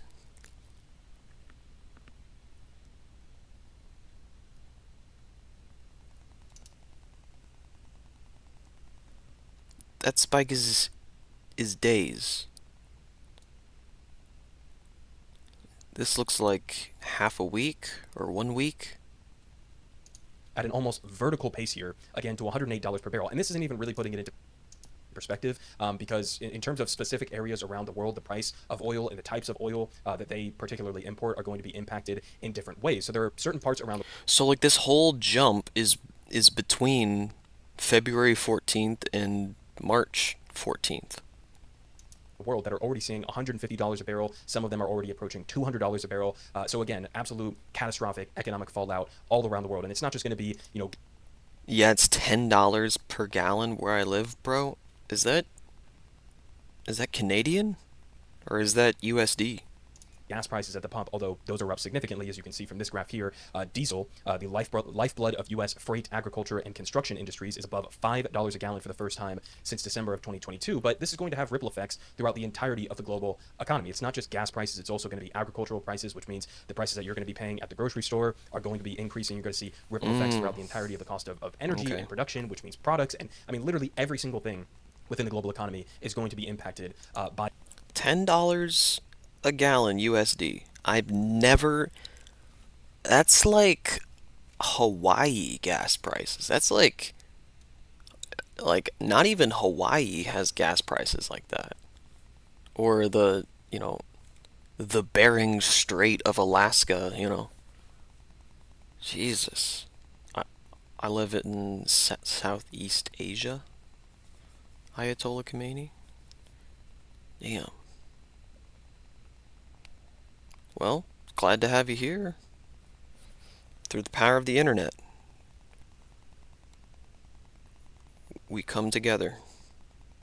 $2 per liter. This entire situation. Now, we have J.D. Vance here, the vice president who has been dutifully going along with Trump's operation here, even though he specifically has spoken out against foreign adventurism of the United States and has spoken to the mistake of the war in Iraq and Afghanistan, and specifically against trying to do regime change operations all around the world. But here he is, again, dutifully following in Trump's footsteps on this war and basically casting aside the issue of oil and gas prices here. Let's go ahead and watch this. To help keep gas prices down, and where do you see gas prices going here in the near future? Well, the President of the United States has been crystal clear about this. Prices are up, and we know they're up, and we know that people are hurting because of it, and we're doing everything that we can to ensure. Yeah, Trump has been crystal clear about this. He's like, well, when gas prices go up, we make money. It's like, yeah, but who's we? Sure that they stay lower. I will say, the President said this, and I certainly agree with it. This is a temporary blip. Okay, what happened under the Biden administration is the gas prices were high for 4 years. Gas prices are higher right now, and frankly, they're not even as high as they were during certain parts of the Biden administration because of what's going on in the Middle East. It's not. Oh, yeah, it's not as bad as the Biden administration. I see how it is. Okay. Going to last forever. We're going to take care of Good business. We're one. going to come back home, and when that happens, you're going to see energy prices come back down to reality. But in the meantime, we got a problem. We know that we have a problem. We're doing everything that we can to address it. Okay, well, you're not doing everything that you can in order to address it, because the first step to address it would be to stop the war in Iran, or to not do it in the first place. You're not doing that. But to his further point there that, oh, this is just going to be a quick Well said. blip, and there's nothing really to worry about, and everybody should just sort of like suck it up in the meantime, and it's all going to be over quickly. That's just not the case, guys, especially with what we covered at the top of this video. Now we're not just talking about the closure of the Strait of Hormuz, but you also have ripple effects now of, for example, like some of these facilities in Qatar, whether it's LNG or whether it's oil production facilities, they've completely shut off the taps. That takes months and months and months to get started up at full capacity and put back online. So that's going to be Good morning, impact welcome. that we feel for a long, long time into the future as we head towards the 2026 midterms. But now you also have this further escalation as another layer of this, where we're having direct attacks on Glad each to have you other's here, comrade. oil infrastructure and gas infrastructure throughout the region, whether in Iran or in Saudi Arabia or in Qatar or the UAE. Now we're seeing direct strikes against gas fields and oil facilities throughout the region. That's not shit that can just be fixed overnight. Even if the war ended today, this is not going to be something that quickly. Yeah, the impacts are going to be long-lasting, and we're only getting started. Are we lagging? It's lagging on my backup computer.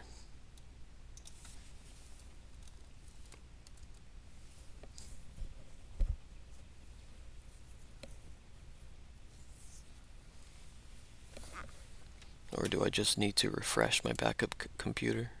No lag. Okay, cool. It's just my backup computer being sluggish.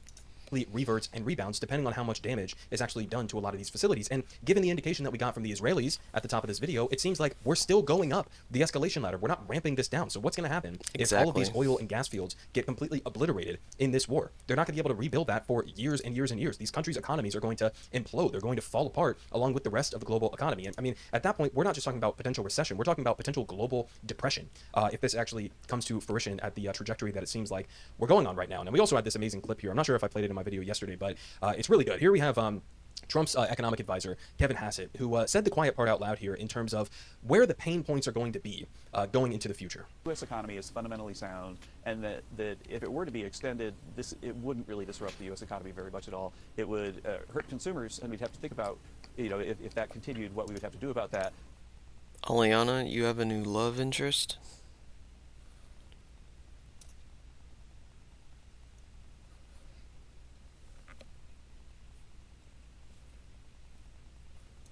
In New Vegas? Is this a new mod? Or are you talking IRL?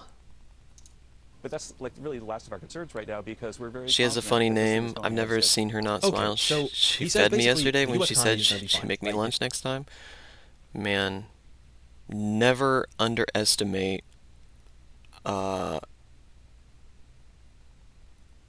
woman who can fix you a plate, dude. IRL, of course, yeah. Have you seen or watched Professor Zhang's video on Iran from a year ago? I have been glued to his lectures, as he has reliably predicted. He reliably predicted that the Strait of Hormuz would be weaponized, and that Israel would be the primary aggressor. For real, she knows the way to my heart. Food. Yeah. Okay, it looks like Electronic Intifada has started their live stream here. Leanne, what she missed most. This is going to be really heavy, just a heads up. This is going to be a roundup of headlines a roundup of a week's worth of headlines exclusively about Gaza and Palestine, moreover. So, Nora Barrows Freeman. Comrade Nora. Here she is. The news. Here's a brief summary of some of the latest developments this week in Palestine.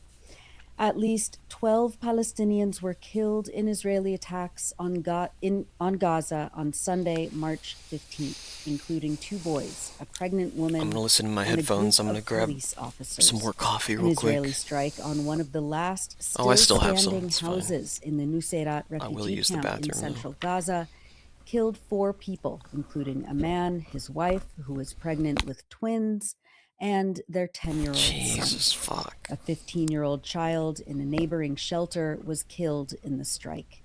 Another neighbor told the Associated Press that, quote, "We were sleeping and got up to the strike of a missile. The strike was strong. There was no prior warning." Later in the day, an Israeli missile struck a police car in the nearby town of Zuweda, killing 8 police officers. At least, You know, I used to think about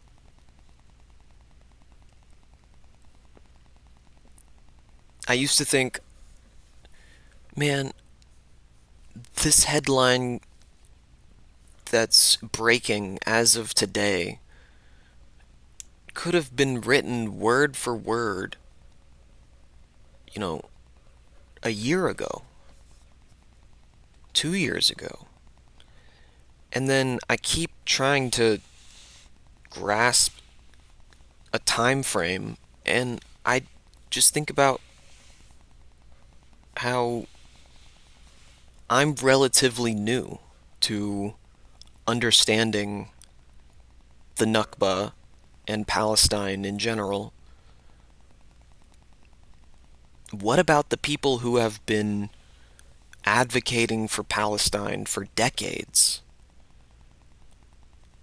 These older people from Nora's generation who have watched these exact same crimes unfold year after year for decades. And I'm sitting here like, oh, this headline could have been written 2 weeks ago. Like, motherfucker, the Nakba has never ended. It could have, like, the stories that you hear about lynchings in the West Bank,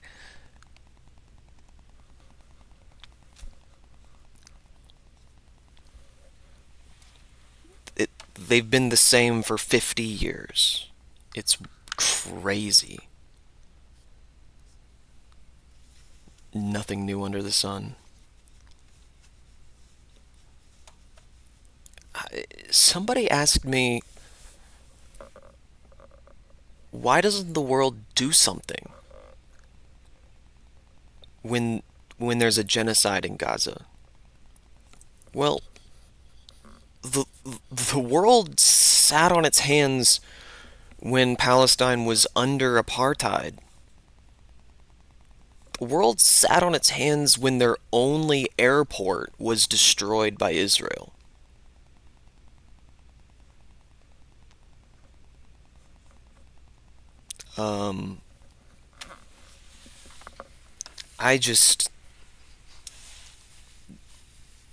The West Bank cannot be abandoned like Gaza was abandoned. I'm just worried that since Gaza's destroyed, the world's just going to think, oh, well, we can do that to sovereign cities now. We can do that to Beirut, you know?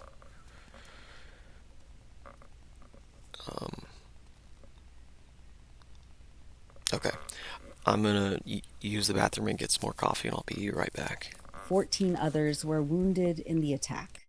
Reporter Mustafa Musallam captured video in the aftermath of the strike, with crowds gathered around several bodies laying on the street next to the wreckage of the vehicle. On Tuesday, March 17th, an Israeli drone strike killed 3 Palestinians, including a 14-year-old child, Tamer Baraka, in the Mawasi area of Khan Yunis.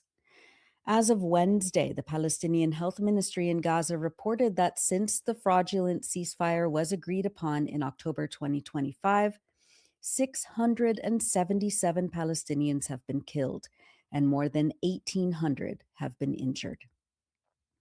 A brutal sandstorm hit the Gaza Strip this past week, battering fragile tents and makeshift shelters.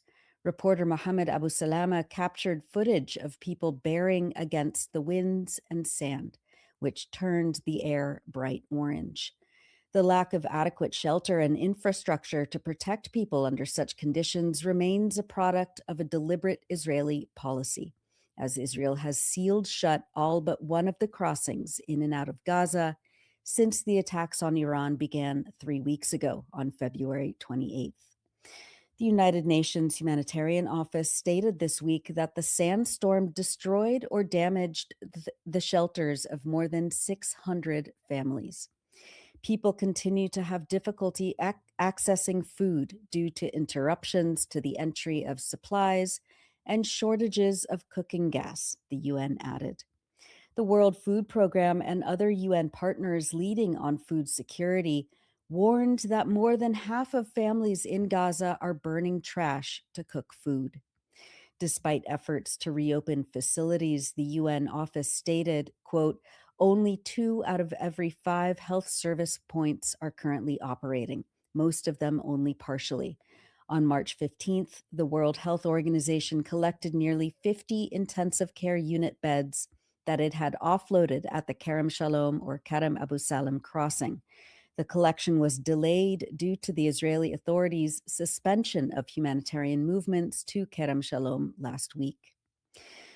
Euromed Human Rights Monitor stated that, quote, since the reopening of Kerem Shalom, Israeli authorities have allowed only a few dozen trucks to enter Gaza through the end of last week, still falling short by about 30 trucks per day compared to the daily average permitted before the war with Iran.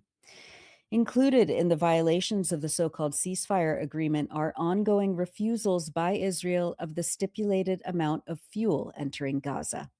Only 14.8% of the agreed quantity of fuel is allowed to enter, Euromed states, quote, resulting in the severe disruption of vital sectors, including hospitals, water and sanitation networks, relief services, and transportation. Moreover, Israel continues to use starvation as a weapon in its ongoing genocide against civilians in the Gaza Strip, the rights group says. Quote, this policy depletes essential means of survival and forcibly drives displacement by tightly controlling the quantity and type of food and goods allowed into the enclave, as well as restricting humanitarian and commercial supplies, worsening the humanitarian crisis and risking renewed widespread famine.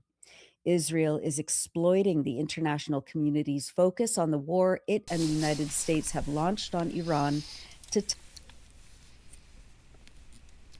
because people forget we have a say.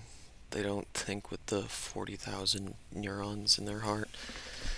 Today seems the day I have to keep closing Twitch and coming back because it keeps freezing on me. I'm sorry about that. Yeah, I struggle with Twitch even, like, especially on mobile. It's pretty much buttery on desktop. You want to hop up, buddy? Come on. Yeah. Come on. Oh, that's a good boy. I always struggle with Twitch on mobile. Especially if I'm not connected to Wi-Fi. My cell network is really unreliable for streaming Twitch specifically. YouTube, no problem. So it's gotta be a Twitch thing. tighten the siege on the Gaza Strip and YouTube live streams, no problem. It's a Twitch thing. continue using starvation in a manner that deepens the humanitarian catastrophe and reinforces the destructive impact of the ongoing genocide against civilians, Euromed asserted. On Wednesday, the Gaza government media office stated that since the October 10th ceasefire, Israel has committed at least 2,073 military violations of the agreement, documented by Gaza authorities. Such violations include 750 incidents of gunfire, 87 incidents of military vehicle incursions into residential neighborhoods and areas, 973 incidents of shelling and targeting, and 263 incidents involving the demolition of homes and various buildings. Only 40% of the humanitarian aid trucks have entered, along with the fraction of fuel trucks. Additionally, the government media office stated that Israel has failed to adhere to the withdrawal lines inside Gaza. I didn't comment on it, but when I was away, the burning of trash to cook food, man. It has refused entry to infrastructure, repair materials, and heavy machinery for the civil defense teams He's very happy. to clear rubble and recover bodies. It has prevented the entry of medicine and medical equipment, and it has failed to allow the entry of tents, mobile homes, and shelter materials.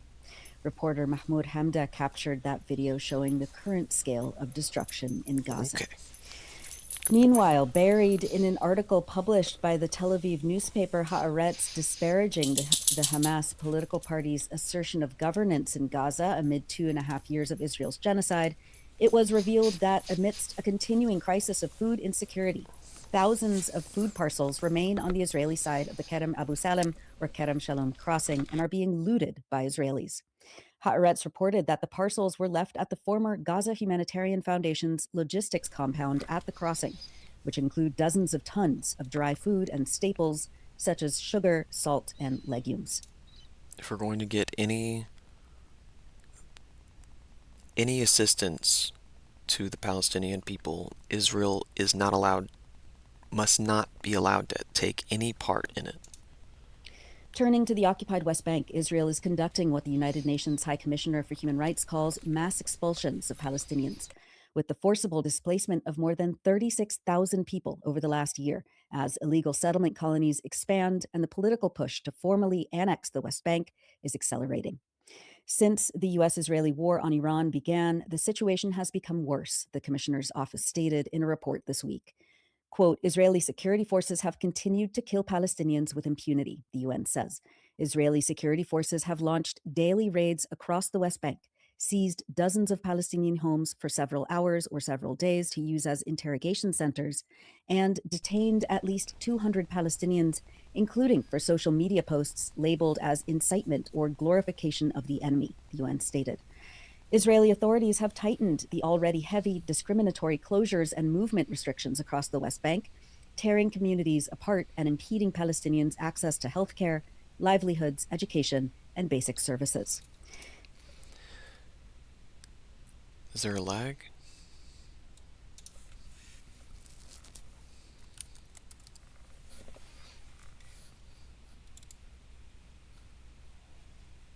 Yeah, interrogation centers. No lag. Okay. Settler violence, which the report states is up 24% from the same time period last year, continues, quote, in a coordinated, strategic, and largely unchallenged manner, with Israeli authorities playing the central role in directing, participating in, or enabling this conduct. There was a story about a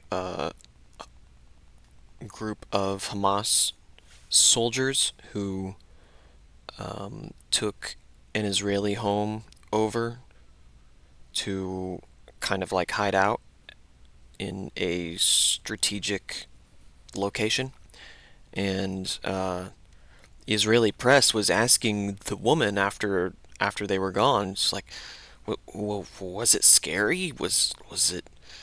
Did they do anything to you? And she was like, yeah, it was scary, but they didn't do anything to me. One of them even saw some fruit in a bowl on my counter and asked me if he could have it.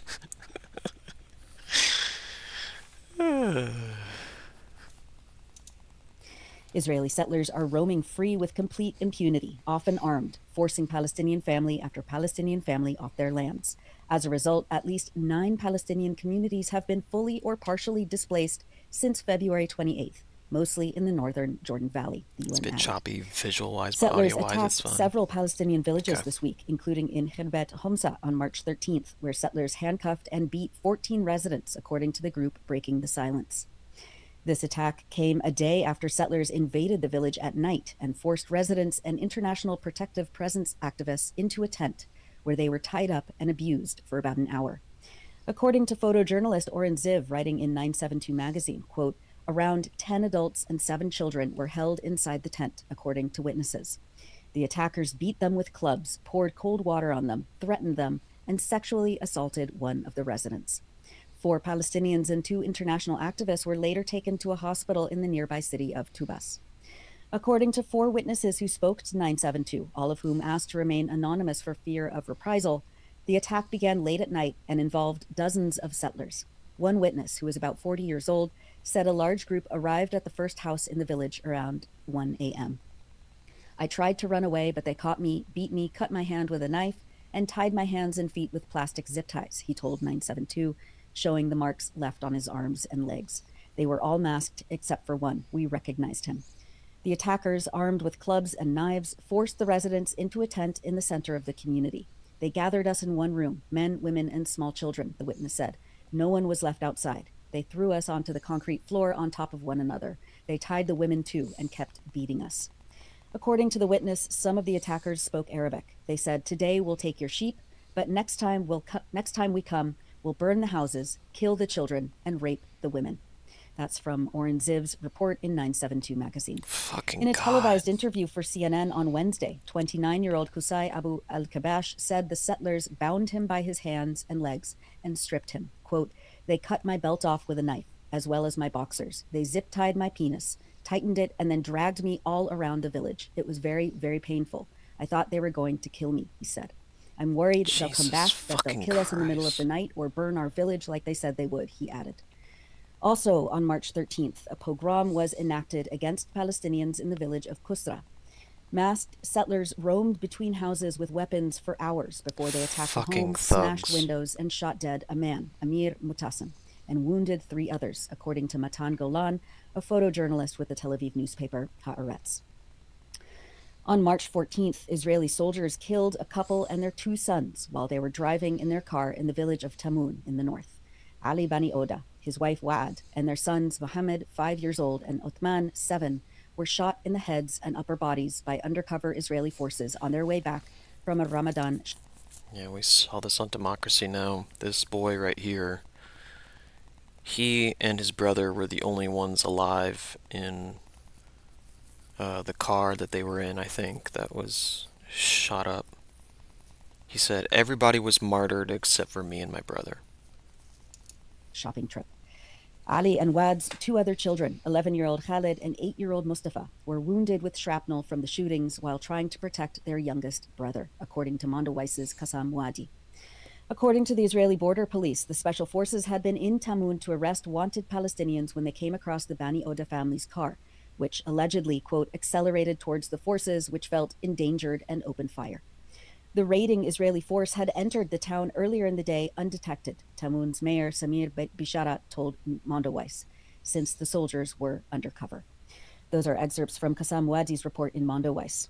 Detailed analysis of the attack was reported by Defense for Children International Palestine, which said that Israelis continued to shoot the car for about 3 minutes, quote, after which the family's 2 older sons, 11-year-old Khalid and 8-year-old Mustafa, got out of the car and cried out for help. Israeli forces arrived on scene shortly after, physically assaulting the 2. Dude. It's like Hind Rajab's car that was just lit up for minutes. Boys and preventing paramedics from reaching the wounded family members still inside the car. After about 30 minutes, Israeli forces finally permitted paramedics to reach the family, and all 6 of them were transported to the Turkish governmental hospital in Tubas. Uthman and Mohammed, along with their parents, were pronounced dead on arrival. Uthman was shot in the face and also sustained shrapnel injuries to the head, neck, shoulders, and chest. Mohammed suffered shrapnel injuries to the face, head, left eye, neck, chest, and shoulders, according to the medical report issued by the hospital and by Palestine Red Crescent Society medical teams. Speaking to reporters, Khalid, the 11-year-old, said he had heard his mother crying and his father praying before they died. After the gunfire stopped, Israeli border police dragged him out of the wreckage, taunted him about the murders of his family, and attacked him. One of the Israelis said, "We killed dogs," he told Reuters. In a video, Khalid recounted what he said to the Israeli soldiers when he was being dragged outside by the soldiers. "Do you love your father and mother?" he asked an Israeli soldier, who replied, "Yes." "Then why did you kill my father and mother?" he asked. Quote, "Then he punched me in the face," Khalid says. أنا سألت الجندي أنت بتحب أبوك وأمك؟ قاعد تقول لي نعم. قلت له طيب لا تقتل أبوي وأمي؟ كان ضربني بوكس على وجهي.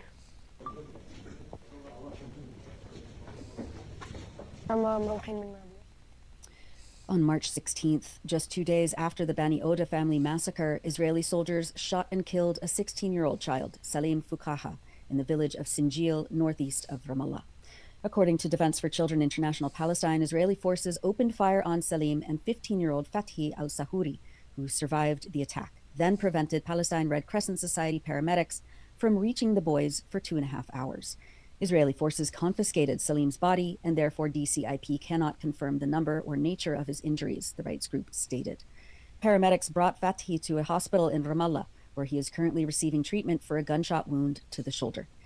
The shooting took place in an area near the barrier established by Israeli forces about 1.5 years ago on land belonging to the village of Sinjil, isolating it from Route 60, which has led to escalating tensions in the area.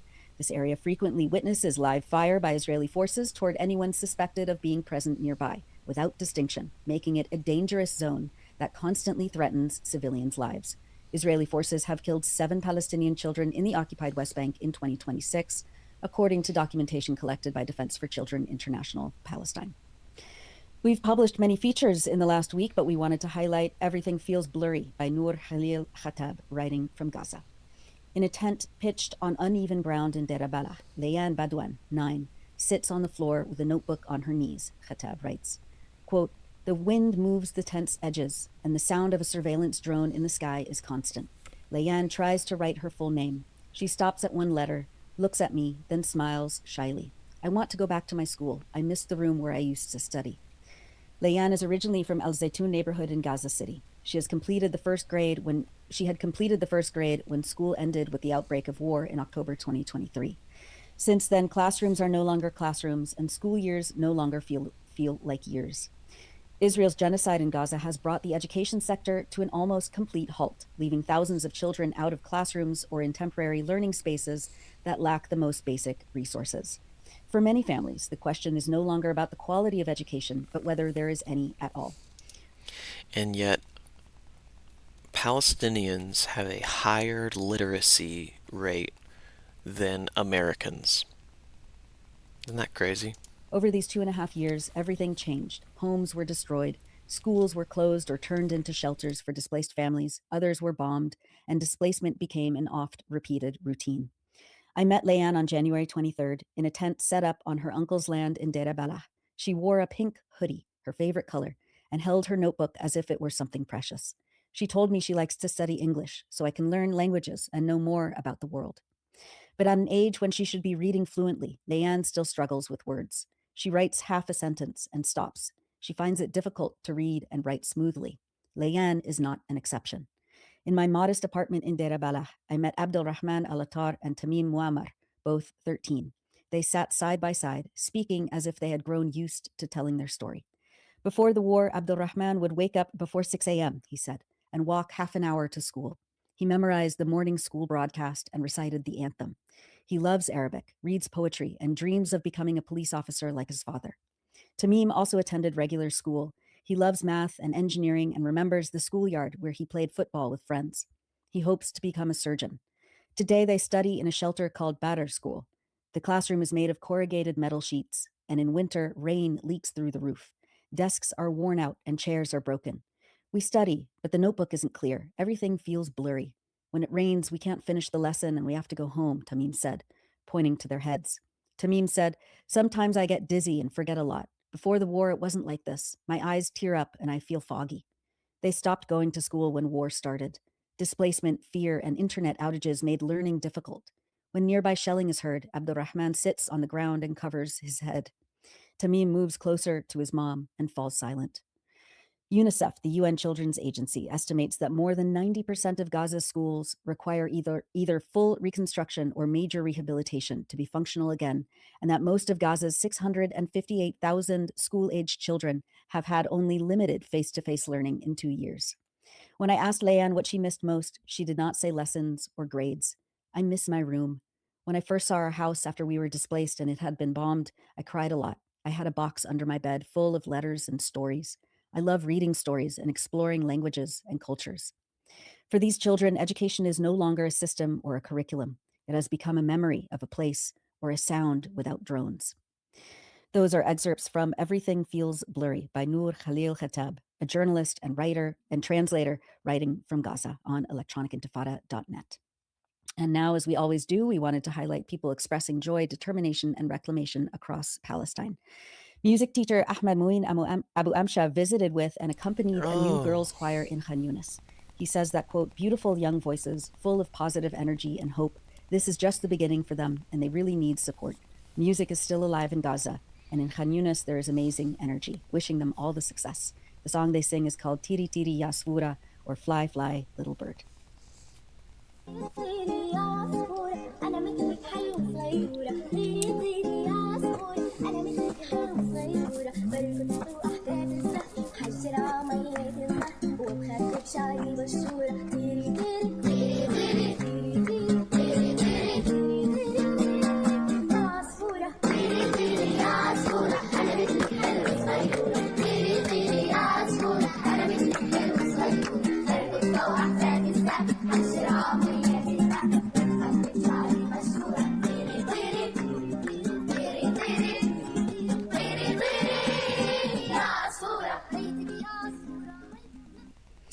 And that's it for the news roundup. As always, go to electronicintifada.net for much more, especially to read our new features by our brave writers in Gaza.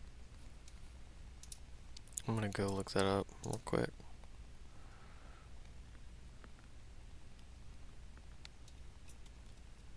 Ahmed Mouin.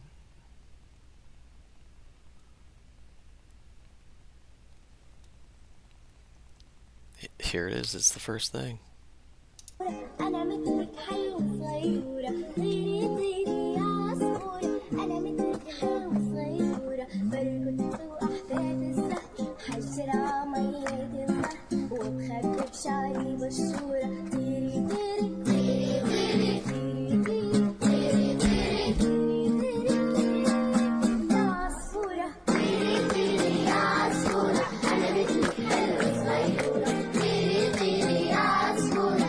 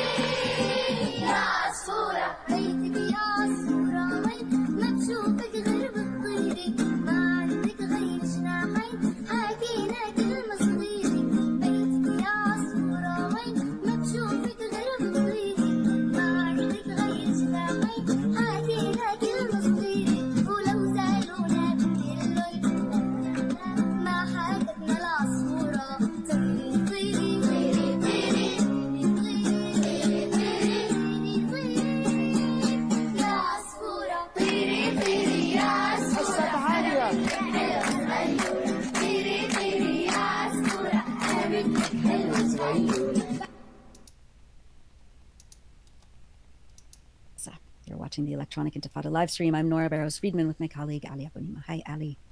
Hi, Nora. And we should say, I don't know if we said before that Asa is on assignment this week. Yes, we did. Yes. Oh, okay. Yes. Well, just in case, I knew you were going to say that, but somehow I missed it. So I just wanted to make sure people weren't wondering why where Asa disappeared to. He's fine. He's out doing some important reporting, which hopefully he'll talk to us about soon. We'll be right back to this.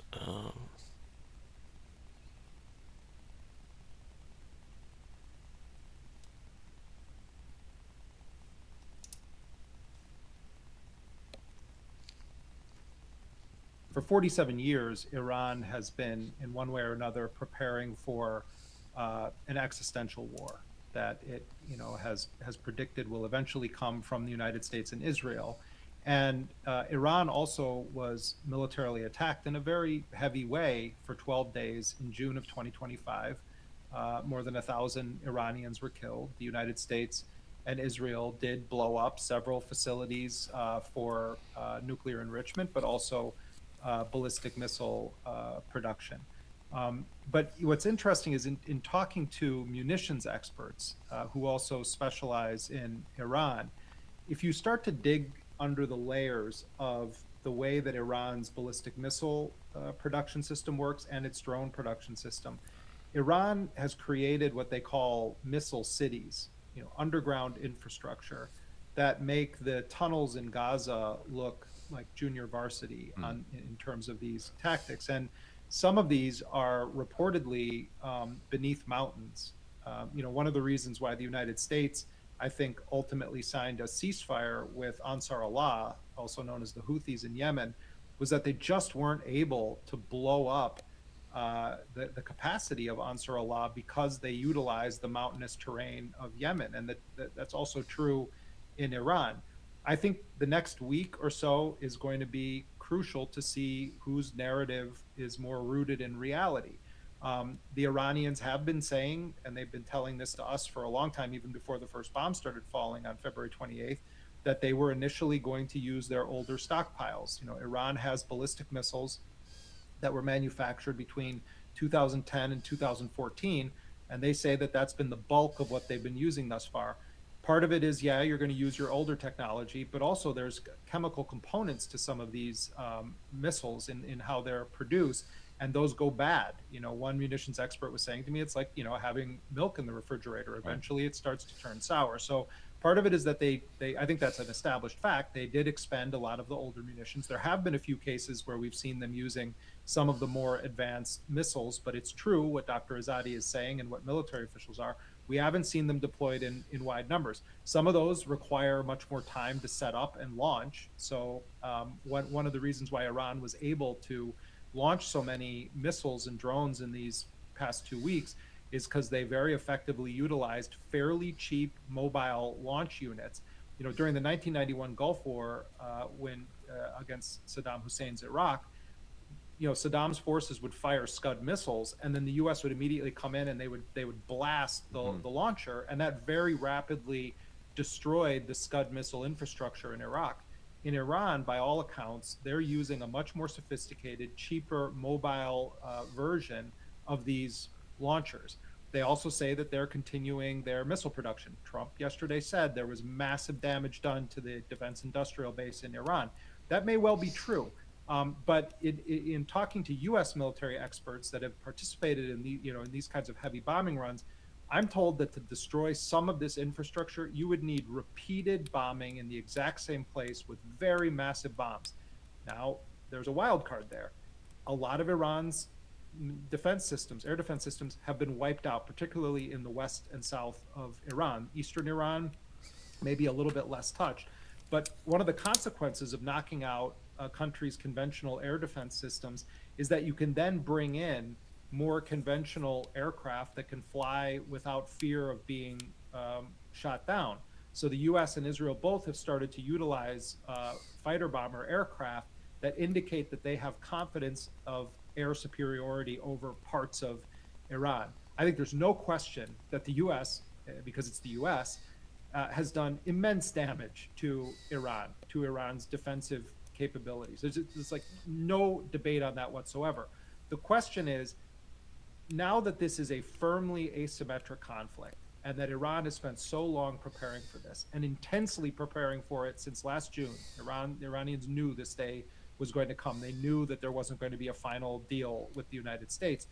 How effective are the mechanisms that Iran put into place to allow it to keep hitting the United States, bombing its military assets in the region, and continuing to pressure Israel by raining missiles down on it? Did they prepare for this long of a war on that front? They say they have. Did they anticipate the level of damage and strength of bombing that they were going to absorb? and what the impact of that would be. I think we don't know that yet. There's a wild card, or two wild cards here, Ryan, that I think are important to put on the board. One is that Hezbollah is firing an average of 100 or so rockets a day at Israel. The Israeli government has had to evacuate large portions of its northern territories that it occupies south of Lebanon.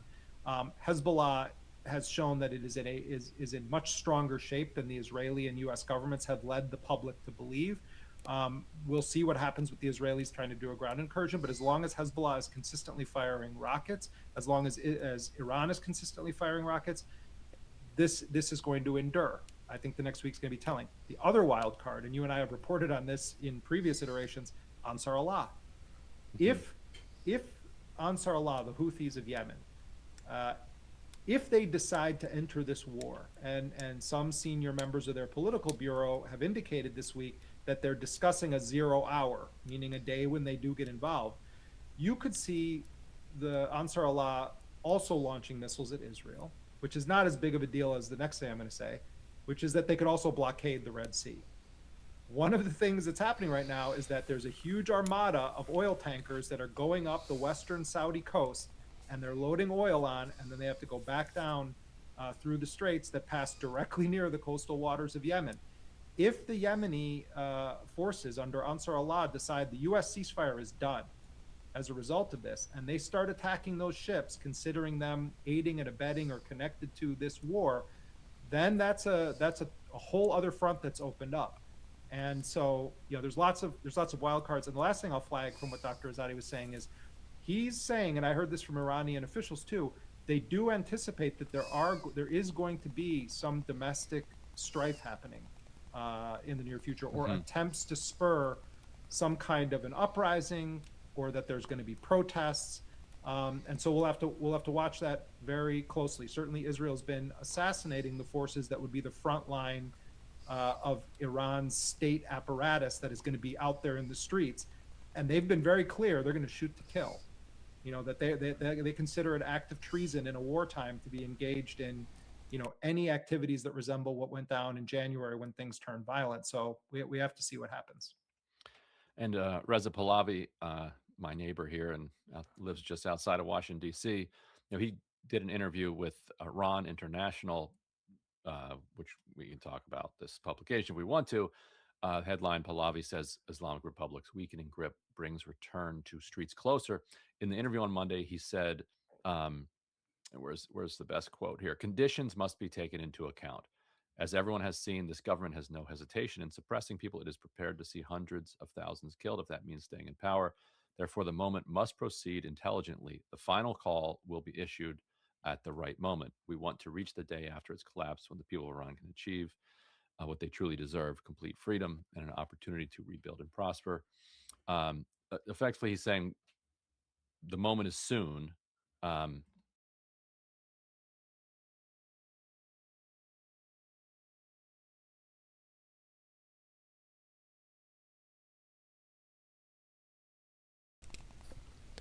Muted. First half of my day has been nothing but meetings and one training. Gotten no work done. My lunch is in an hour. Damn, what the fuck? That's tough.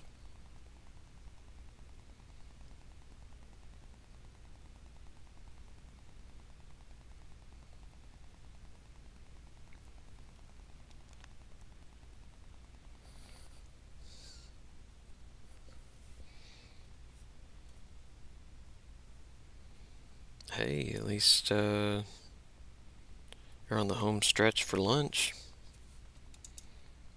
And that the Israeli-American effort to degrade Iran's capacity to suppress protests is ongoing. Pahlavi's supporters make up a portion of those who would come into the street, but by no means represent all of them. What do you believe Azadi is? What's he saying? Yeah. How serious is this? Yeah. Like how serious do you think he takes this? I mean, I think part of what's happening with Pahlavi's calls for an uprising is that they actually want to see Iranians get gunned down in the streets. And I think there's a very cynical weaponization of, Iranians who want to see their government changed, or are opposed to their government, which is the right of anyone, any of us in this world. And I think that, a lot of the public sentiment about the suffering of Iranians at the hands of their own government has been cynically weaponized by Pahlavi's circle. And there's videos all over the internet of his supporters showing that they really don't care if it's American and Israeli bombs killing Iranians. They're only concerned if it's, bullets fired from the Islamic Republic's security forces. So part of this is, I think they understand that they don't have any kind of wide popular base inside of Iran. And so what they're doing is kind of a warped version of a vanguardist philosophy, where if you get, massacres to start happening, or events that you can portray as a massacre, that is going to somehow build public mass, or it's going to return this to front and center, because Trump basically doesn't talk about the quote unquote Iranian people anymore. I mean, it's been 18 days of this bombing, and after the first 48 hours, it's like, Iranian who? It's like, oh, I'll take a religious leader. I'll make a deal with the current administration. And then, of course, you have Netanyahu, who's, very cynically weaponizing the notions of individual liberty and freedom for Iranian people while they bomb and murder, Iranian children. So anyway, my point being, it's not that I'm hearing panic or grave concern on the part of Iranian officials about this issue, but they're speaking about it, and they're saying that they're expecting it's going to get the Appalachians, hopefully do some raids for the Devils score boost weekend. We'll have to see what happens with how Trump responds to this. If there are people that are listening to those calls, if it is true that Mossad, the Iranians have arrested a number of people over the course of these 18 days that they allege were engaged in like treasonous activity or working on behalf of foreign powers. Anytime a government says that, especially during wartime, you have to take it with a grain of salt. But just because, you're paranoid doesn't mean you're not right. And so, I think it would be shocking if there wasn't Mossad on the ground in Iran. Damn.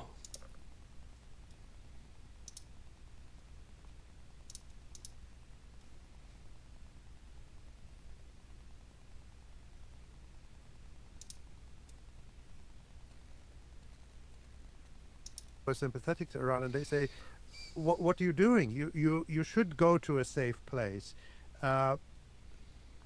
Hey, that is commitment. Thanks, Kat. There is the story that Imam Khamenei said. I don't know what the source is, but it seems very, very credible to me that he said, "Well, if you can't take the whole of Tehran into a bunker, then I can't go to a bunker." How do people in Iran look at that? Do they say, well, we need our leaders to actually stay safe to take us through this existential crisis, or do they understand and accept this approach, which seems to be quite different from Western leaders who, even in peacetime, won't dare to walk among their people? And of course, we also saw Dr. Pezeshkian, the president, Dr. Larijani, and Dr. Arakchi, the foreign minister, among other officials, all walking in the streets on Al-Quds Day just a few days ago. Give me your thoughts about that. Well, I think what especially people in the West did not understand is how the values and principles around which the Islamic Republic is established are very, very different from those in the West, where the governments are, established around plutocracy and other notions. To just give you an example, before getting to why these people are not seeking to be in bunkers and seek protection, for example, in the United States, everyone knows how Donald Trump got into power, how much money he has, and he brags about the money he has made, how he brags about having evaded paying his taxes, and or I don't know, like in the UK, the royal family's wealth is not controversial at all. Like, people talk about, for example, how much money was spent on a royal wedding, and that's totally accepted. Whereas in Iran, one thing that people will try to, like, when they want to criticize their officials, is talking about the wealth that they have accumulated, especially after coming into power. I mean, if you're coming from a rich family, that's a different story. But even in that case, it's not accepted in our society for an official to live a luxurious life. They are advised, and according to Islamic teachings, to live like the poorest of, or like the working class, to keep a very simple life. And people do not accept that. I mean, if someone has accumulated a lot of wealth, the people will revolt against the government. They won't accept that. They will criticize happening and what their rulers are doing, particularly in the West. And I think that this war in Iran is multiplying and amplifying that effect. And we're so grateful to you for joining us today. Just waiting on the resistance report with John Elmer. Conditions aren't easy, so we're very grateful that you did that. And we pray for your safety and for the Should be safety happening of right after this. everyone around you and everyone in Iran. And I want people to know that they can also, the way I knew about you is through your excellent postings on social media. You're active on Twitter X. And can you give us your account if people want to follow you on Twitter? Sure. My Twitter handle is Lilako. It's at LEELAKO. Lilako. Yeah. And just to remind people, you are a professor at the Faculty of World Studies at the University of Tehran and a specialist in North American studies. And we are so grateful to you for all your insights today. Thank you for this conversation, and it's always great to talk to you, Electronic Intifada. Thank you so much. Please stay safe. Thank you. Yeah, a really important interview with Dr. Satare Sadiki. And since that was just less than 24 hours ago, but Ali, since then you have some updates that you wanted to. Well, there's a lot that has gone on in the last 24 hours that we'll talk about later after John's presentation. But just now I wanted to give a couple of, just a little bit of extras that we couldn't show during the interview with Dr. Setare.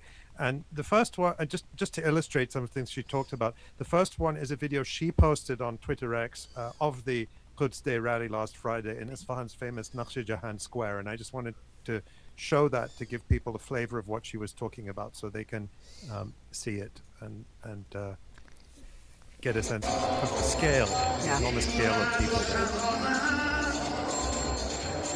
And so for those who are listening, you just have this huge sea of people in the famous Naqsh Jahan Square and this beautiful Safavid mosque that I have not had the opportunity to visit, but I remember studying it when I took a college course on Islamic architecture, and I remember this particular monument really sticking in my mind. And we have another video from Isfahan, but it's from another Twitter user called Sure, who also lives in Isfahan, and I've been following her for several years. And so we can show that video, which just gives a flavor of the atmosphere in Isfahan, which is, of course, Iran's second most populous city. It's in central Iran. It has more than 2 million residents. Tehran is much bigger, but Isfahan is a significant city, and I think we can show that.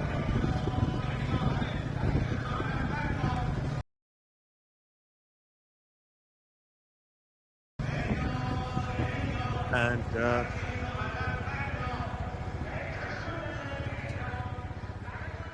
Sura posted that on Twitter X yesterday, but she wrote,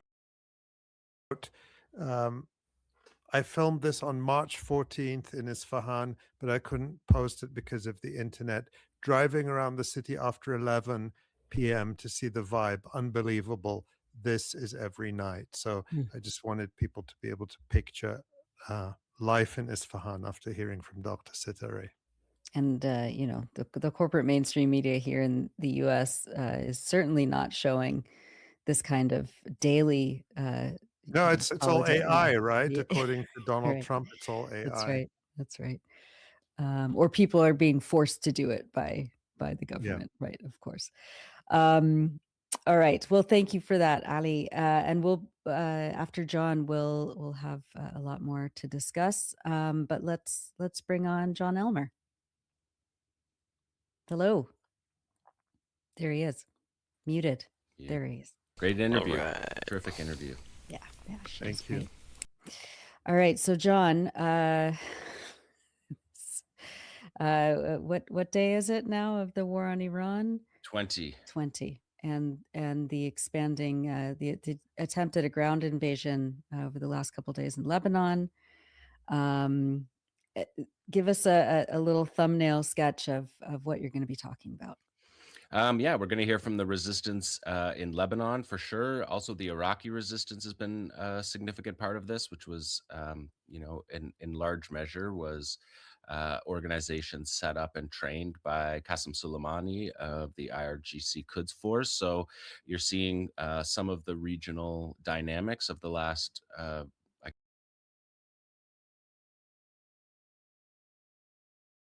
guess 2 decades of American war in the region, and lots of visuals as usual. All right. Well, we're all counting on you, John. Take it away. All right. So you are watching and listening to the Electronic Intifada. I am John Elmer. This is the Resistance Report for day 895 of Israel's genocide, day 20 of the U.S.-Israeli war on Iran. I am reporting this on the afternoon of Thursday, March 19th. Things are changing quickly, but this coverage of the third week of the war will never change.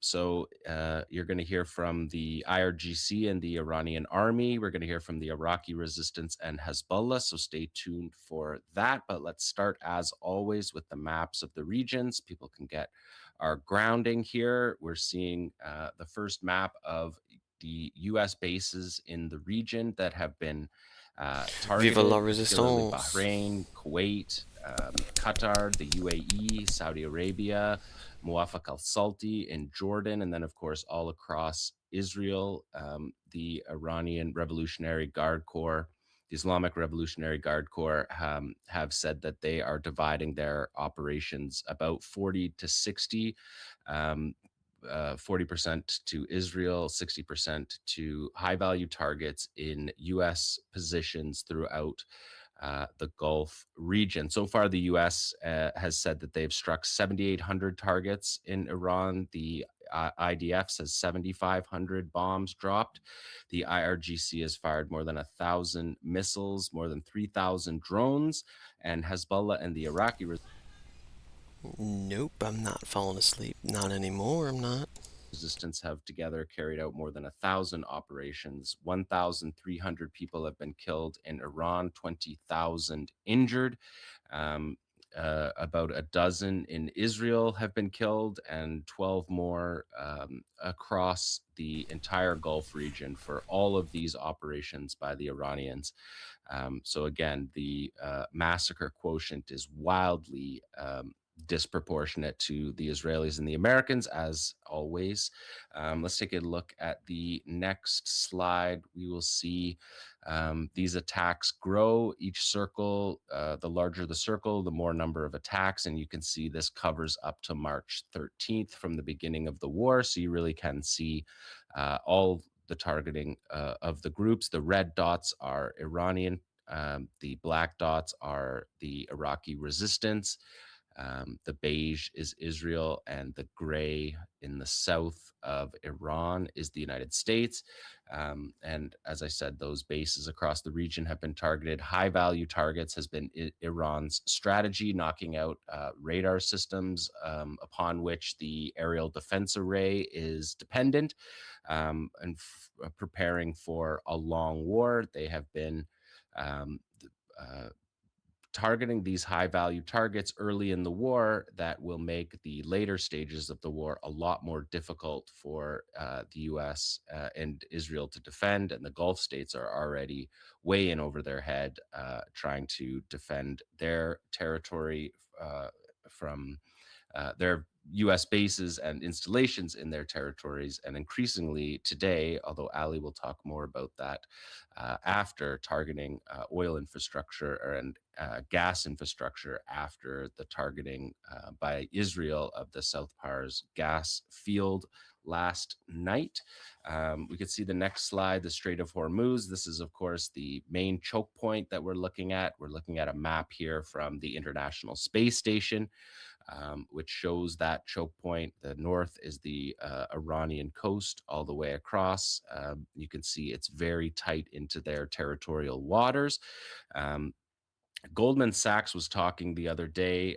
Their energy speaker was talking about the disruption of the global supply chain. That even if the war ended today, which it surely is not, that the whole system, the supply chain globally is really breaking, because we have ships that are stacked up on either side of the Strait of Hormuz. 20% of the oil of the world's oil goes through there. 20% of the world's natural gas, also significant fertilizer going through there. And because the ships are all stacked up there, they're not going back to their ports. They're not. They're all in the wrong place. The Strait of Hormuz is 18 million barrels a day pass through there under normal times out of the 100 million daily barrels in the world. 20% of the global oil supply is effectively offline, although, as we'll see in a bit, Iran is still exporting oil through, and their allies are as well. We could take a look at the next map, and you can see the transits of the ships through the Strait of Hormuz, starting from the day before the war started up until several days ago, and you can see that it just basically completely stops. You can see some Iranian vessels going through clearly.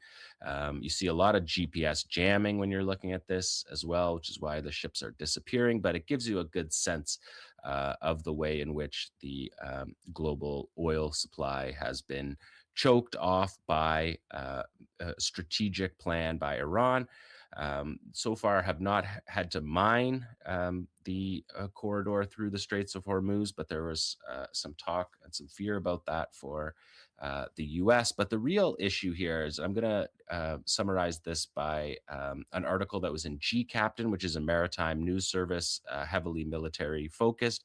The problem with the escorts, creating an escort to get US ships through the Strait of Hormuz, is just something simply that the United States cannot do. They do not have the capacity.